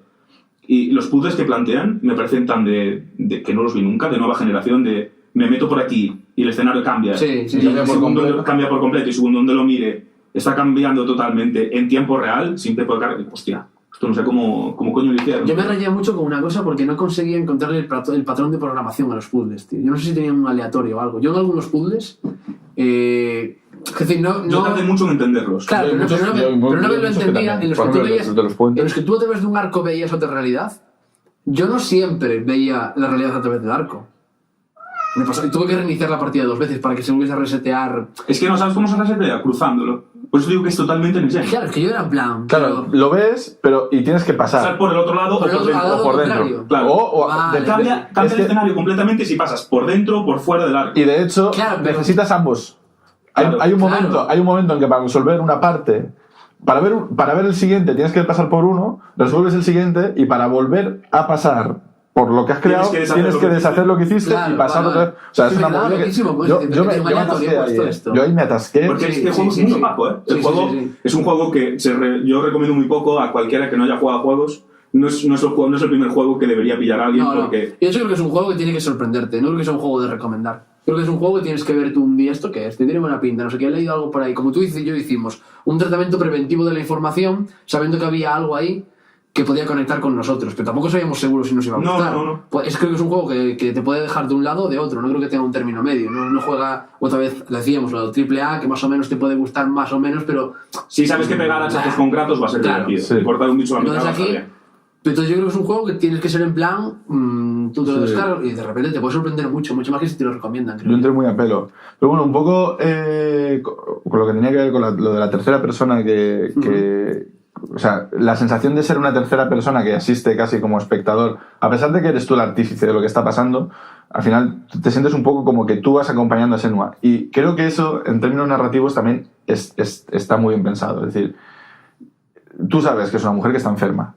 Y cada vez lo sabes más, y cada vez la ves más jodida. Y cuando la cámara rompe la cuarta pared y ¡boom!, la cámara se gira y te mira a los ojos y te habla directamente a ti y ves el terror en su cara y ves, hostia, está jodida, lo único que te apetece es ayudarla todo el rato. No te puedo dejar sola en esto, Senua. Tengo que estar contigo, tengo que estar aquí y te tengo que ayudar a llegar hasta donde tú llegues, hasta donde llegues tú, porque hija, yo aquí no puedo entrar. Y es muy bonito y muy curioso cuando en los momentos en los que más la ayudas, de repente la cámara sí se pone a la altura de sus ojos. Por ejemplo, ella ve una runa, busca la runa por todas partes en las formas de la naturaleza, la encuentra y cuando va a la puerta y clava la runa, ¡fum!, la cámara se mete directamente en sus ojos y es como ¡pam!, te ayudé. En los momentos de lucidez. Exacto. Digamos, ahí a tope. Sí, luego hablamos de los momentos de lucidez, porque los momentos de lucidez son preciosos. Sí. O sea, y es más, qué bien contado, y me estoy dando cuenta ahora, como diría Javier Cansado, qué listos. Qué listos, qué listos. Qué bien contado está lo de los momentos de lucidez, ahora vamos a ello. Pero qué bonita esa sensación que te genera el juego de estar todo el rato queriendo ayudar a alguien. No te abandono. Te miro desde arriba, te miro desde un lado, te miro desde abajo, me miras a la cara, me gritas y te puedo... O sea, de alguna manera siento la conexión. Pero siempre contigo. Ojo, los gritos también. Lo de los gritos. ¿Cómo están hechos esos dientes, Uf, increíble. Está increíble. Yo que llevo Invisalign te digo que esos dientes están muy bien hechos, Y hay cosas, tengo tío, obsesión. Tengo obsesión con los dientes ahora. Hay cosas en el juego brutales, tío, es que de verdad, a mí me impresionaron muchísimo. ¿Visteis? En el bosque de Valraven, perdón por volver otra vez en otro sitio, pero me impresionó muchísimo. Hay ojos en... No me fijé. ¿No visteis los ojos? No. Hay ojos repartidos por el bosque, pero... Sí. Sí, pero es loquísimo, ¿eh? En serio. Claro, son las típicas cosas como pasó hace poco en Haunting of Hill House, la serie de Netflix, en la que los tíos se dedicaron a esconder fantasmas, sin decirte nada. No son para dar sustos, sino son para generarte una sensación de me cago en Dios, qué bien, mierda. Yo tuve que parar el juego, porque digo, yo estoy viendo ojos, tío. Yo te juro que estoy viendo ojos, me está pareciendo que están parpadeando, ¿lo sabes? Y claro, cuando lo paré y me acerqué, digo, coño, claro que sí, es que los hay. Hay como hay vídeos de ojos repartidos por el bosque, que crean una sensación inconsciente en el cuerpo de malestar. Claro, te generan a ti también visiones como jugador, que no son cosas claramente que están claramente delante de ti. Es durísimo, es tío. durísimo, sí.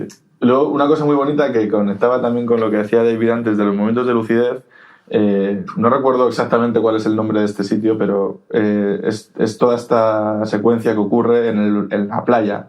Cuando llegas a una playa y hay un barco tirado y... Creo que llaman el mar de cuchillos, ¿sabes? Sí, esa espada que tienes que ir cogiendo... Tienes que ir cogiendo trozos de espada y tal. Que hay vale, no, eso es yo creo que es algo parecido al árbol de la vida nórdico. Eso es, el árbol de la vida, que está la espada rota dentro del árbol, correcto. Y tienes que ir como a 4 sitios diferentes y resolver los puzzles de cada uno de los sitios.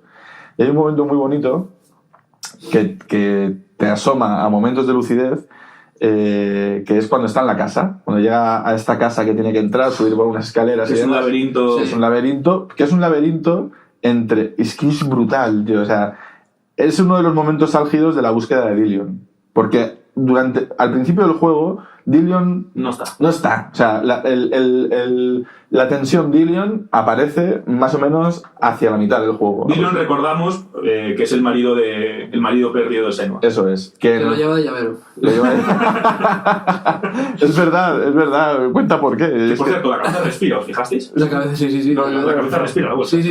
Bueno, la cabeza de Dillion ha introducido una bolsa, un saco. Sí, un saco. Un saco, como os podéis imaginar, un saco normal, vamos. Y de vez en cuando, cuando las películas le meten a un tío que está sentado en una silla, le meten una bolsa de plástico y vemos cómo se hincha y se deshincha, pues la bolsa en la primera escena ya... Ya al principio lo ves, correcto. Al principio ya le dejas loco porque la coge y respira. Sí, no me había fijado, no me acordaba de eso. Sí. Pero bueno, cómo cuentan los momentos de lucidez. Y los momentos de lucidez los cuentan con momentos de paz, de bienestar. Ella está continuamente teniendo que entrar y salir, o sea, entrando y saliendo del drama y del infierno hacia momentos de lucidez, porque al final lo que tiene que resolver es cómo me muevo por una casa, que al final es una casa que le generaba bienestar porque había ciertas áreas de su memoria en las que esa casa pues era un sitio agradable, bonito y donde le apetecía estar, y cómo tiene que continuamente pasar del infierno y del drama de su presente a lo bonito y lo agradable que era su pasado, pues en aquella tribu y en aquel lugar donde no se los habían cargado a todos y demás. Bueno, literalmente ese árbol le recuerda al momento en que conoce a Dillion. Eso es. Que lo ve practicando con la espada. Correcto. No, la ve a ella practicando con la espada. Es verdad. Porque ella aprende por imitación. Eso es. Y Dillion se acerca a hablarle y dice, hostia, qué bien lo haces. Eso es. Y qué bonito, ¿no? Como esos momentos de lucidez te los cuenta con... pongámonos en contexto, el juego es súper oscuro. Sí, es ceniza todo el rato. Es ceniza, es gris, es oscuridad, es lluvia, son rayos, es fuego, es pues eso, muy oscuro. Y cuando ella atraviesa hacia ciertos espacios y momentos de lucidez, es luminoso, es ocre, agradable, la naturaleza está viva, la casa está ordenada, es precioso y me parece muy bonito como para poder revisitar momentos de su memoria lo hacen a través de la narrativa ambiental, que es precioso. Sí, Los es muy escenarios bueno. son increíbles del juego, ¿eh? Pero Son más increíbles. increíble aún para mí me parece Senua, que para mí es otro de los grandes motivos por lo que es el mejor juego de la historia. Porque Senua quizá... Como personaje, creo que al final es como todo, ¿no? Y la gente que nos escuche pues podrá cuestionar más o menos. Pero como personaje, igual. Entra ahí seguro. Entra ahí seguro. Como personaje, igual no hay muchos que se le acerquen. Y Porque hay una persona ahí. lo primero es que no hay que ser condescendiente con el hecho de que hayan... Digo por los creadores, por el hecho de que sea una mujer en vez de un hombre, que es lo típico de los videojuegos, ¿eh? No lo digo por otro motivo. Sino que el que sea una chica hace que sea especialmente bueno en el videojuego. Y más aún especial todavía, que es un héroe construido a partir de sus debilidades. Y un héroe que siempre tenemos en mente, porque tenemos voces en las orejas, que es un héroe débil, que es un héroe estropeado y roto. Y aún así es de los personajes más fuertes que yo he visto en un videojuego. Porque, como decía Yeray, se enfrenta a algo a lo que no puede ganar. Claro. Y aún así es invencible. No para de pelear, sí, Es invencible. Y una vez más la ambientación, que vuelve a jugar a favor de lo que quieren contar. Una mujer guerrera en un momento en el que... en el que a las mujeres les está tocando ser más guerreras que nunca. Es un tema... Es tremendo, tío. Y vamos, ver la interpretación de ella, la fuerza que tiene, hay momentos durísimos en los que Senua se tiene... Bueno, por ejemplo, calienta su espada para Quemarse la cara. y Sí. taparse una herida. Sí. Momentos muy, muy físicos. Tiene una fuerza física impresionante. Que eso es otra cosa que rompe estereotipos dentro del videojuego, como hace constantemente Hellblade, porque es una rotura constante con el videojuego y lo gaming, yo creo. Y también a nivel narrativo y a nivel histórico, porque ya hay pocas protagonistas normalmente femeninas en los videojuegos, pero menos aún que no sea una tía como Lara Croft, con unas tetas Ya. 110 Y unos pantalones ajustados. Senua, de hecho, si os fijáis, supongo que es intencional, la chica, ¿cómo se llamaba? ¿La Jurgens? Lo tenía por aquí. Ahora tiene un nombre... Melina. Melina Jurgens. Melina Jurgens. Melina Jurgens es muchísimo más guapa que Senua. Pero mucho. Sí, lo es. Muchísimo más, ¿eh? O sea, Melina es creo que el prototipo de chica guapa. Es una rubia, como nórdica, ojos azules. Sí. Senua es una tía, pues creo que mucho más de la época. Y que no tiene ni de lejos nada de sexualizado, sino que solo están centrados en su fuerza como guerrera y como persona que se está enfrentando a un reto tremendo. Con lo fácil que habría sido, ya que encima que nos regalan aquí, nos regala la casualidad, el hecho de tener que la actriz sea una mujer muy guapa, modelarla tal cual y dejarlo así, que tendríamos la excusa para tener una chica guapa en el videojuego. Todo lo contrario, creo que hacen por hacerla fea directamente. Y por hacerla fea y por demacrarla y... la queman allí, sí, o sea, es brutal. Es tremendo, tío. Y me encanta que se hayan atrevido a romper con todo esto. Hablamos un poco también de esto cuando hablamos de The Last of Us y Ellie, que sobre todo no entendía los estereotipos pasados de belleza. Mira, sí. Es un muy buen personaje femenino para mezclar con sí. Y aquí me parece que esto todavía lo llevan a unas cuotas muy, muy nuevas, entendiendo perfectamente quién es el personaje, cómo puede avanzar y la fuerza única que puede tener ella en comparación con los personajes pues, más estereotípicos del videojuego, los que te ganan contra Uncharted, pero como un tipo como... No, a ver, Uncharted, lo que Drake, lo hablamos el día que analizamos Last of Us. Uncharted, para mí, como muchas otras cosas, los videojuegos van quemando etapas históricas y muchas fórmulas van caducando. Y Uncharted, para mí, no sé qué van a hacer a futuro, pero hasta ahora, a día de hoy, esa fórmula está caducada. Y Senua parece el representante perfecto de un nuevo tipo de héroe en el videojuego, en el que, de verdad, lo vulnerable es sin ninguna duda lo que le hace más fuerte. Y bueno, y que al final la fortaleza la demuestra en todo lo que está dispuesta a perder, que es absolutamente todo. De hecho, hay una frase al final, no voy a citarla de memoria, pero cuando ya tiene asumido que la batalla contra este gran monstruo final no la puede ganar, le viene a decir algo así como: me has engañado, no podía conseguir a Dillion. Le está diciendo a su enfermedad: me has engañado, es que es bestia. Le dice: no, me has engañado, no puedo conseguir a Dillion y ahora te va a tocar matarme porque ni me queda odio, ni me queda miedo, ni me queda nada. Así que mátame. O sea, es como, ya está. De hecho, es muy valiente la premisa de lo que Senua cree que va a hacer, porque Senua, en su cabeza, como mujer, una gran guerrera que es, ¿Enfrentar a los dioses? ella no solo eso, sino que quiere ponerse al servicio de Hela, que es la encargada del inframundo, y creo que hija de Loki, me suena de la historia. Sí, ¿no? se menciona a Loki, correcto. Sí. Es la encargada del inframundo y quiere dar su espada a cambio del alma de Virion para luchar con Hela en el Ragnarok, que es ese apocalipsis de los nórdicos, en el que los dioses pelean contra los gigantes, bueno, es como un poco el fin del mundo, y ella, a pesar de no estar de acuerdo para nada con esa cultura ni formar parte de ella, está dispuesta a dar su vida, a entregarla a una causa en la que no es que no crea, sino que le acaba de arrebatar literalmente toda su vida. Es muy, muy valiente. Pues muy bien. ¿Qué? Madre mía, ¿eh? Madre mía, es que estamos enzarpados, ¿eh? Estábamos enzarpadísimos con Hellblade, tío. No, yo estoy, mis dieces a vosotros que lo habéis profundizado, habéis conectado y habéis sacado cosas. Yo venía, la verdad es que con una capa un poquito más por encima. Porque hemos ido a tope. Sí. Estamos esperando a que terminara el uno para que hablara el otro y el otro para que hablara el de allá. Y la verdad es que hay cosas, aún ser un juego tan corto, claro. hay cosas infinitas sobre las que hablar. Creo que no le falta nada, fíjate. Bueno, creo que no le falta nada al juego este. El juego, y esto ya, nos ponemos el sombrero de los señores del dinero y demás, que por si había algún tipo de duda de que el juego fue todo un éxito, en 3 meses vendió 500.000 de copias. En los 3 primeros meses. Entonces, eso ocurre si tiene que ocurrir. Y de hecho... A repartir entre 15 tíos la vamos a dejar en Navidad. Esto te lo voy a comentar, me arriesgo un poco porque creo que no me falla la memoria, pero creo que cuando habían con ese medio millón de copias habían recuperado la inversión. Creo que lo vi en un docu, lo vi en un reportaje que vi, creo que hicieron pasta, porque cuando haces pasta en un videojuego con 1 millón de copias o con medio millón de copias, pagan mucha pasta. Hicieron una rebaja en la que todo el dinero iba destinado a enfermedades, a pues asociaciones que trataban enfermedades mentales, o trataban la psicosis. Pues cogieron y dijeron, imagínate, de X día al X día el juego está a 20 pavos, lo que ganemos con esta rebaja, comprado, que va todo destinado a ayudar. Sí, tiene un calado muy profundo. Sí, ya no solamente el compromiso en lo moral, sino luego en lo material y en lo sustancial. Y en la forma de tratar temas que llevan siendo tratados, a lo mejor no en el videojuego como la locura, pero sí, por ejemplo, hay un tratamiento del miedo bastante único, la verdad, dentro de lo que cabe en el videojuego. Porque, por ejemplo, si os fijáis en Senua, el terror está tratado de forma en la que el terror es terror hasta que es tangible, hasta que se convierte en algo tangible.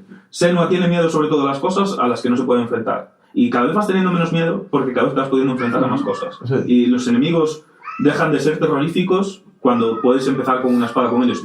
Hay un combate, por cierto, me encanta, me pareció de los bosses que haya jugado en los últimos años, de los que más me gustó, no por la mecánica del combate, sino por todo lo que significa y cómo se ve, que es la bestia esa que encuentra al final cuando se cae la cabeza al final de una cueva y tal, la bestia contra la que te enfrentas, que te va persiguiendo durante 1 hora o 2 en la primera aventura y nunca se llega a materializar. Y cuando no se materializa, si te paras, te come y te mata directamente. Y cuando se materializa, es cuando por fin puedes llegar a pelear con ella. Y así ocurre constantemente todo el rato en Senua. De hecho, cuando más terrorífico es el combate, porque hay partes que son terroríficas, la bestia tiene un ataque que si te da con él, toda la pantalla se queda en negro. Y te ves peleando contra un boss con un Senua que está en medio de la oscuridad y solo escuchas los rugidos de ese monstruo enorme, terrorífico. Que por cierto, se parece un montón. No sé si, supongo que habrá sido sacado de la mitología nórdica. Porque, bueno, aquí viene un mini spoiler sobre otra peli de Netflix que se llama El Ritual, que es un grupo de tíos que se pierden en un bosque y se dan contra un monstruo que hay en ese bosque, ¿vale? Tío, pues una premisa así fresquita. Lo que parece una premisa muy sobada, que lo es. De hecho, se parece bastante a, creo que está muy pegada al proyecto La Bruja de Blair y así. Al final tienen tintes de mitología nórdica. Hay un dios nórdico en ese bosque y tiene un aspecto literalmente es muy muy parecido a la bestia que te persigue en Senua, así que Seguramente yo creo que todo lo mitológico nórdico está bastante documentado. Creo que poco se ha inventado la gente. Creo que hay bastante cosas donde sacar. bueno, por cierto, otra cosa que me gustó mucho es cómo se introduce toda la mitología nórdica. Claro, en el Te la juego. cuentan con runas ese es el y... tema. Y te la cuentan porque Senua lo escuchó. No hay nada de videojuego en Senua. O sea, no hay nada fuera. Las típicas cosas que encontramos en videojuego, de unos tíos dejaron unas notas justo antes de morir en una grabadora, diciendo, ven a los zombies, tal, hay que tener cuidado. No pasa nada de eso. Senua, en su experiencia en el bosque, se encuentra con un tío que se llama Druth, que por cierto es una figura histórica que existió, que está basado en un hombre real. La historia que cuenta él sobre su vida, que tiene algún problema en el que lo traiciona, y acaba funcionando como de traductor entre las tribus celtas y los bárbaros, acaba funcionando como intermediador y ayuda a cazar esclavos, tal, se ve obligado a esto. Se nos encuentra con esta figura en el bosque y es este hombre el que le cuenta toda la mitología de los bárbaros, que al final acaba por fijarse en la cabeza de Senua y desarrollar toda la aventura posterior. Entonces, cada vez que encuentra uno una piedra en el juego, recuerda fragmentos, Senua le lleva a recordar fragmentos de las conversaciones que tuvo con... las piedras estas que te cuentan. Sí. Que están... recuerda fragmentos de conversaciones que tuvo previas con este tío. Varias leyendas nórdicas, algunas preciosas. Están muy bien. Si uno tiene curiosidad sobre la mitología nórdica, aparte de God of War, que lo cuenta todo muy bien, en Senua hay bastantes cosas que ver. Pues muy bien. Pues nada, vamos a hacer una nueva pausa para escuchar otro trocito de la banda sonora de Hellblade y vamos a la recta final de nuestro podcast, Vamos allá. que es las obras complementarias, ¿no? Eso con eso. ¿Tenemos material ahí? ¡Hombre! Hay spoilers aquí de todo. Muy bien. Vamos allá. Pues hasta ahora.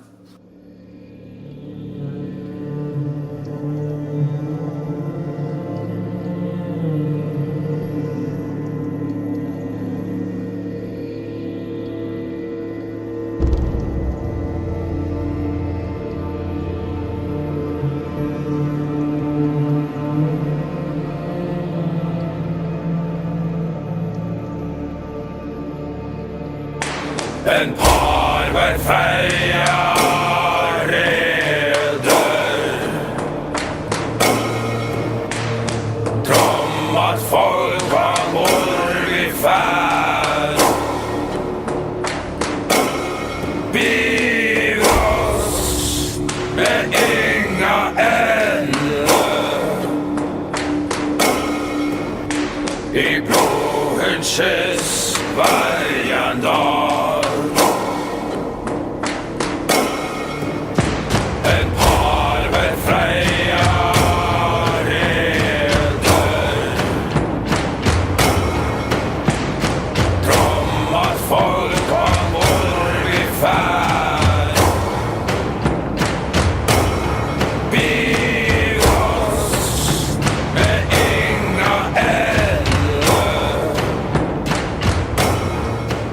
Bueno, pues ya hemos escuchado otro maravilloso tema de la banda sonora de Hellblade, que no hemos hablado mucho de ello, pero bueno, está bien, ¿no? Está bien. Nuestro amigo Y le he pedido a mi amigo David que por favor me deje introducir a mí esta parte porque me apetece darle paso a él. Coño, es que siempre nos está dando paso a nosotros. Y además, David, que es un enzarpado de las películas, de los libros, de los cómics, pero sobre todo de las películas y de la música, me apetece hacer esta pregunta. Entonces, David, ¿qué referencias has visto tú por ahí cercanas al juego? Esta vez, en muchas paradas en el trabajo, en muchos momentos de estos que vas a hacer pis y te pones a pensar y no te sale el pis, ¿sabes? En muchas de estas cosas... Me fueron viniendo, ¿no? Claro. Me fueron viniendo, pero me ha costado, ¿eh? Me ha costado más de una meada porque hay que decir que creo que igual que en los videojuegos nos he tratado, en el cine, por lo menos yo que tengo bastantes pelis en casa, tampoco es que sea un género ni una temática recurrente las enfermedades mentales tratadas en el cine. Hay, y si te vas al género, supongo, al género de terror o de horror, que a ver, hay gente que no le funciona muy bien la cabeza, pero no es el objetivo contarte la cabeza de esa gente, es contarte lo que hacen y cómo revientan cosas por ahí. Entonces, tuve que escarbar un poquito más en lo que yo he visto y me ha gustado y demás. Tengo 3 cosas que me parecen muy interesantes, que son 3 películas que a mí me marcaron un montón. Adelanto que las voy a recomendar y de camino voy a hacer spoiler, porque en las 3 películas la enfermedad mental es el giro de la trama. Ajá. pero aún así, yo que soy mucho más de abanderar el cómo que el qué, yo los vería. Venga, vamos allá, a ver, cuéntanos. 3 películas. Un poco la más típica y más reciente y que todo el mundo habrá visto, que es Cisne Negro, Black Swan. Ajá. Pues yo no la vi. ¿No has ¿No? visto? No soy muy fan de Aronofsky así en general. Está bien, Aronofsky, hasta Cisne Negro, creo que casi todo lo que tiene es muy potable, aunque creo que son películas muy de su tiempo y que tienes que haber visto con una edad. Es decir, Requiem por un sueño. Claro, es la típica Claro. que Tú te la ves pega más de ahora, los 16 claro, que te claro. pones, pero... Y después de que lleven poniendo el tena, en Factor X o no, eso sí que vale. Bueno, en todo lo que te queda Claro, poner algo ahí. ya, Cosas tan icónicas que al final las Claro. sobretúan, yo creo. Sí. Pero bueno, Pero Una yo te la recomiendo a día de hoy mucho todavía. Así como te recomendaría Requiem por un sueño ya, porque si no la has visto Es así. cuando estabas en edad de hacer cosas así detrás del gimnasio del colegio. Si no te la has visto ahí, la de fumar pitillos. claro, no te tal, pero Cisne Negro está guay. Y bueno, Sí. tiene ahí... La tengo ahí de lista en Netflix, para ver. Natalie Portman, que ganó un Oscar muy bien ganado. Muy bien ganado. Es del 2011. Del 2011 también es otra película, que esta sí que no la conocéis y que es mi recomendación golden de hoy. Qué bueno, porque es- se ha tirado ya el no la conocéis. O sea, ya lo sabe que no la Creo, conocemos. Y ojalá, y ojalá no la digáis, conozcamos. Dios. Que no, ojalá no la conozcamos. Take Shelter. Hostia, es la película que yo te había recomendado. ¡Oh! Sí. Lo juro, mira. Maravillosa, ¿eh? Os lo enseño, Maravillosa, ¿eh? Ahí está. Maravillosa, ¿eh? Ahí está. Pero... Sí, increíble.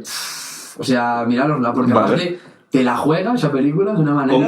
Con un Michael Shannon, tío, que es un actorazo. Yo le descubrí ahí y me volví loco con él. Yo, bueno, la primera vez que lo vi, supongo que como mucha gente fue en Boardwalk Empire, que hace de... Que yo sé, solo vi el primer capítulo de Wolf. Es tremendo. En su día. Que hace de policía, bueno, de la época de la ley seca, Ajá. como... ¿Cómo se llama? Rex Banner, el varón de la Sí, tierra cuando sí. van sin solidaridad. Sí. Hace un poco de eso. Y la película es alucinante. Desde el mismo año que Black Swan, fue el año de... No sé por qué la quería, pensaba que era más reciente. Yo Y me hay un acuerdo- tratamiento sobre la enfermedad mental. Bueno, podemos contar un poco sobre qué va, ¿no? Que- Sí, a ver, que decir, sabemos que es de un tío, que ese es el giro que tiene la peli. Está ambientada Es que yo creo, no creo que sea spoiler, porque la peli literal, o sea, se nos dice, este tío empieza a tener unos sueños como premonitorios sobre va a venir un desastre natural, que creo que está... construye un refugio. Es un huracán. Su mujer es Jessica Chastain, que fue cuando empezó también a empezar a sonarnos un poco Jessica Tío, Chastain por ahí. Escuché el otro día un chiste muy bueno y no recuerdo dónde. Que decían que Jessica Chastain decía como la gente, los gatos hacen miau. Jessica, poniendo otro ejemplo, los perros hacen guau. Jessica Chastain hace los papeles que no dan Amy Adams. Buenísimo. Está Sí, bien. aparte tiene un poco de verdad. Bueno, y esta es la historia de un padre de familia en un pueblo americano pequeñito Ujú. que empieza a tener visiones premonitorias sobre un desastre natural que va a llegar. Y al final pasa. Y bueno, no me meto en el final, pero. Y empieza a construir un refugio en su casa, un búnker. Ok. Claro, con todo lo que esto conlleva, claro, la gente piensa que está loca y en la peli se ve que tiene un proceso de degeneración mental que cada vez. Ok. Y habla un Vale. poco, sobre todo también del tratamiento. Del tratamiento de la enfermedad de la sociedad americana. Y del tratamiento social de la enfermedad, Claro. que eso es lo más Ok. interesante. Me gusta mucho de esta peli, que no lo hemos dicho, también el director Jeff Nichols. No sé si habéis visto alguna cosa más, pero Jeff Nichols está detrás del... ¿Sabéis nuestro amigo Matthew? Matthew McConaughey. Matthew McConaughey, Ajá. el segundo Matthew McConaughey, el que... El bueno. Este tío, Matthew McConaughey, la primera película, el primer producto que hizo en el que se comportó como el nuevo Matthew McConaughey fue Math, la película esta, Barro, No la vi. M.U.D. Yo no la vi. que Me hablaron otro día de ella y tampoco la vi. yo creo que la he visto 4 veces, tío, esa película. ¿Sí? Es brutal, y es el primer papel que hizo él, y yo me acuerdo de que la gente empezaba a decir, hostia, pero este tío es otro.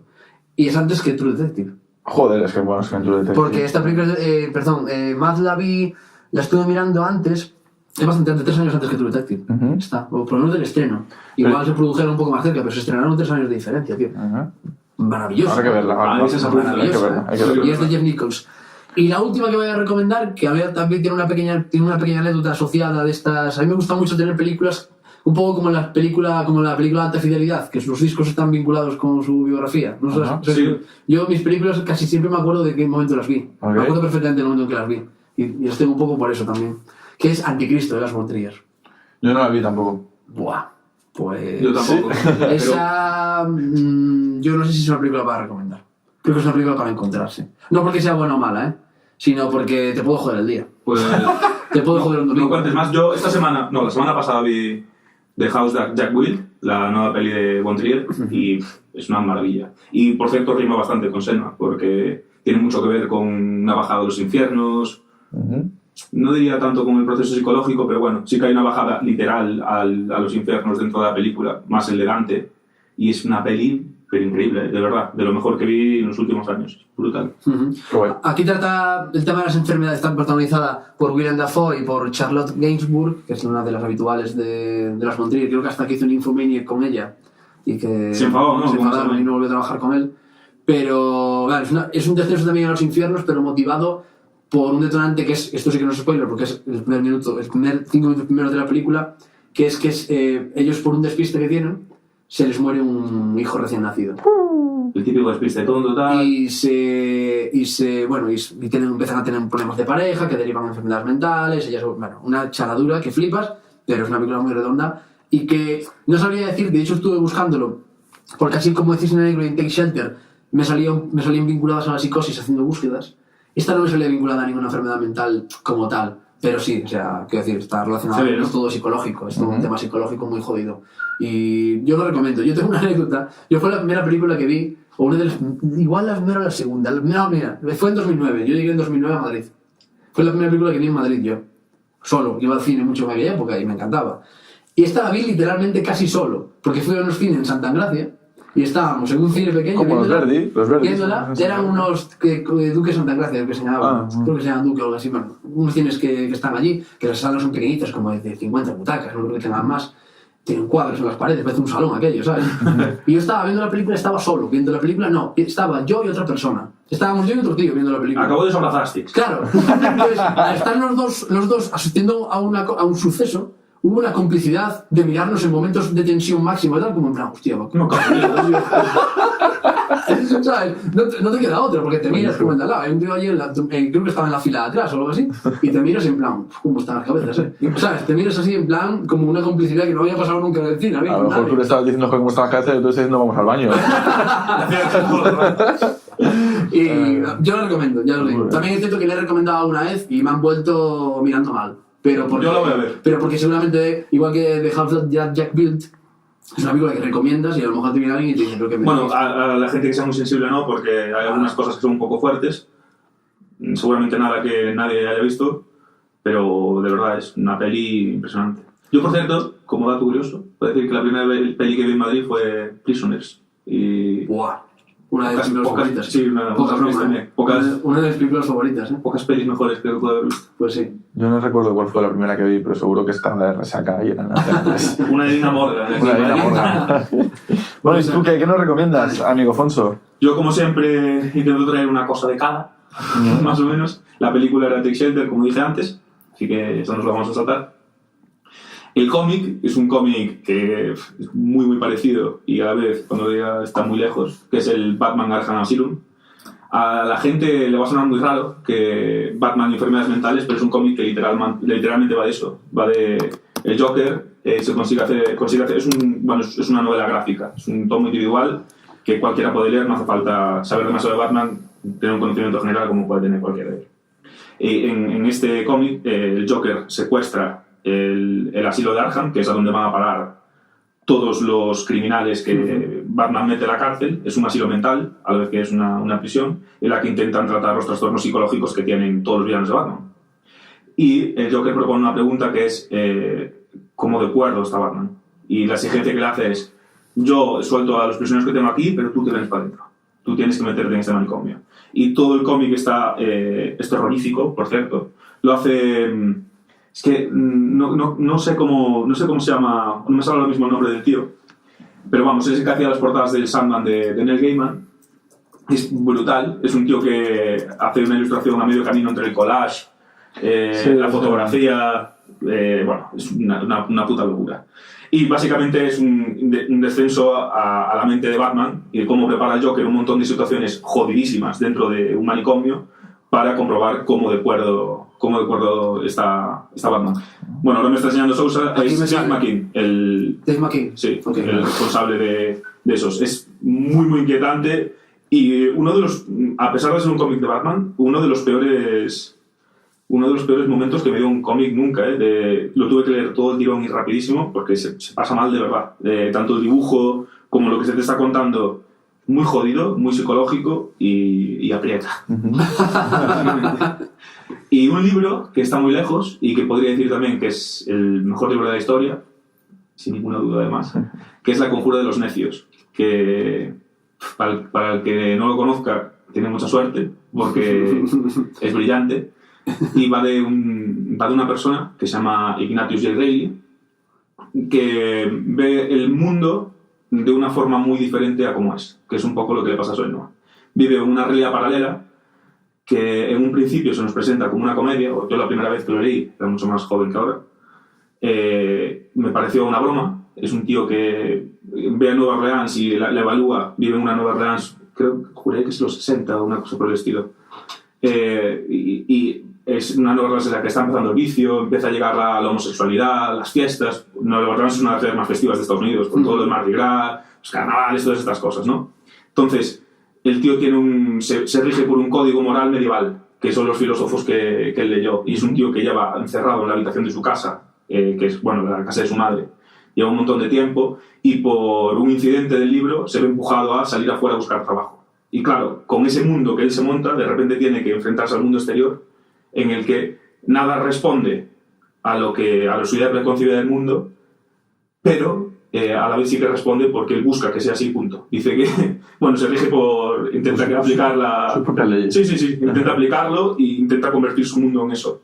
Y es un libro que desde un principio es un libro de comedia, pero en sucesivas lecturas uno se va dando cuenta de lo triste que es y de lo desubicado que está Ignatius con respecto a su realidad. Que también tiene una historia de drama detrás, porque el autor se suicidó antes de que el libro pudiera salir.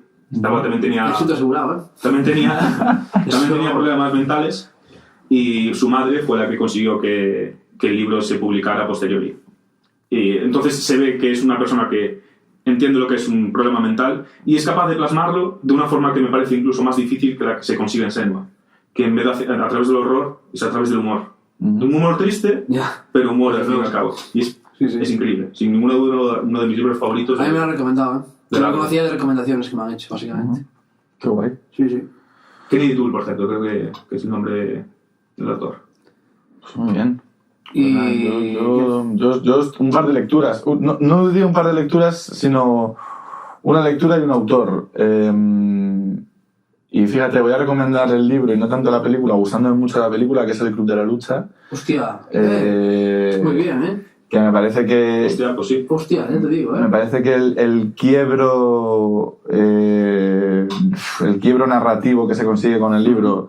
Fíjate que en la película te pega la hostia y te la pega bien cuando descubres que al final los que a priori son dos personajes resulta que es uno, pero en la novela es todavía más bestia porque el tono cambia, el lenguaje cambia, de verdad es un momento de gran descubrimiento y que se disfruta mucho, sobre todo si no tienes ni puta idea de cómo es la película.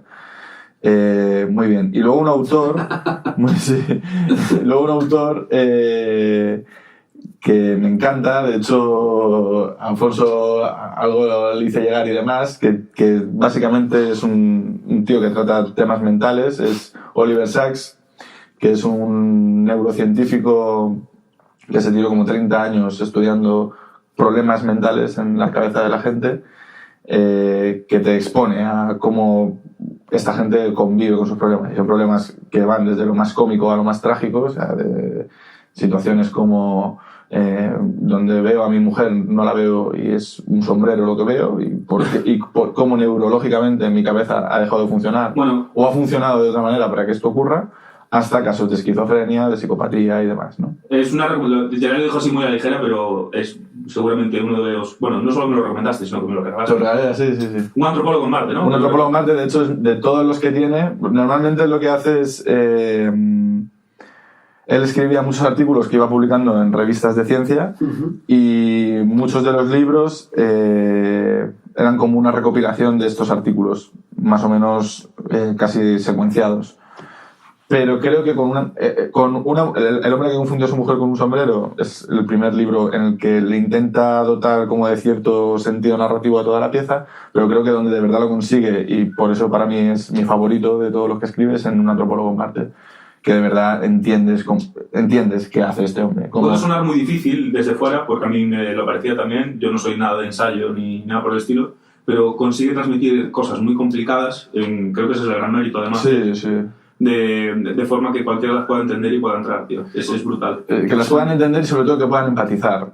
Lejos de quedarse en la parte científica y técnica de los problemas, que ojo, se mete y te da los nombres. Se mete y te da los nombres y te dice qué enfermedad está sufriendo y cuáles son, desde el punto de vista de la ciencia, las cosas que están fallando en el cerebro de las personas.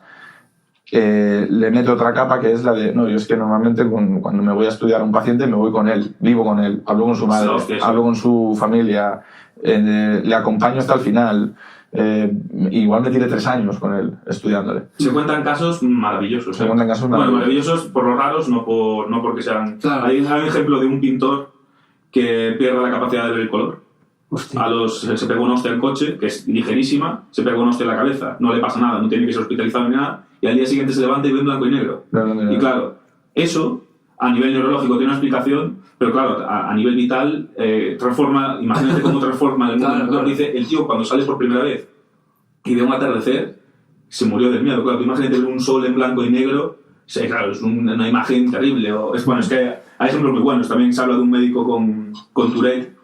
Tourette, para el que no lo sepa, es cuando una persona tiene una incapacidad para controlarse verbalmente o físicamente, con tics nerviosos que le hacen hacer gestos específicos, decir palabras, normalmente palabrotas, de hecho. Normalmente palabrotas, sí, suele tender hacia conductas agresivas. Y es un cirujano que es la hostia. Y es un cirujano que es la hostia que cuando se pone a operar, opera. Y se le quita el Tourette, de hecho. Y le desaparece el Tourette durante 6 horas de operación. Uh-huh. Se quita los guantes, deja el bisturí y se dedica a tirar tazas contra la pared, pero literal, va a su casa y no puede evitar el impulso de coger una taza y tirarla contra la pared. Te explica cómo el cerebro funciona, cómo digamos que hay áreas del cerebro dedicado a cada una de las personas que somos, porque lejos de ser una persona, pues probablemente es que no quiero extenderme demasiado, pero el David novio es uno, el David amigo es otro, el David hijo es otro y el David hermano es otro y bueno, el podcaster es otro y el cerebro tiene capacidad de transformarse el cirujano. Pero bueno, esto es uno de los casos. A todo el que le interese la mente humana, la verdad. Sí. Incluso no, a todo el que le interese leer un libro que esté bien escrito, tío. Sí. Y aparte, es un hombre además muy reconocido. Oliver Sacks es un tío que escribió la despedida de su vida en el Times. Le dieron una columna para escribirla en el Times y para despedirse de la vida. Él tenía un cáncer de hígado, creo que era, y se fue al otro barrio y se fue despidiéndose dándole gracias a la vida. O sea, es decir, el Times le dijo, Oliver, escribe aquí tu despedida que te vas. Y bueno, pues a ese nivel. Y bueno, eso es lo que recomiendo. No, aparte, por lo que estabas comentando, yo no lo conozco, pero por lo que estabas comentando de cómo fue capaz de transmitir esas enfermedades o esos problemas mentales a gente que no los tenía para que pudiese empatizar con esa gente, es redondísimo como el juego que hemos hablado hoy, que creo que es el mayor mérito que tiene, ¿no? La capacidad de transmitirte algo que, por suerte, nosotros no vivimos o no sufrimos, pero que hemos estado un poquito más cerca gracias a Senuas. Sí, muchas gracias, Senuas. Te lo has currado. Pues hasta aquí el capítulo 4.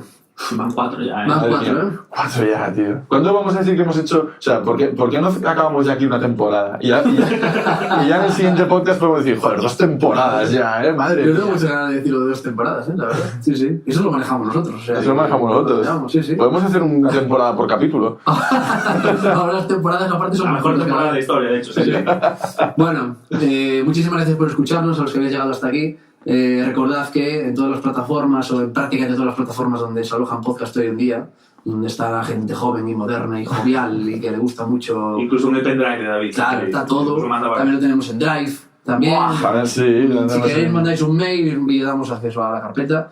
Y si no, nos podéis escuchar ahí. Y nos podéis seguir en nuestro nuestro perfil de Instagram. En nuestro 20 también. Estamos en Instagram, estamos en YouTube. En YouTube también estamos. Y bueno, en Cashbox e iVoox. Correcto. Y en iTunes Y en también. iTunes también. Estamos en todos lados, tío. Como el mejor videojuego de la historia. Que es un nombre muy fresquito, siempre lo decimos. Va muy bien falseo. Muchísimas gracias una vez más, Afonso.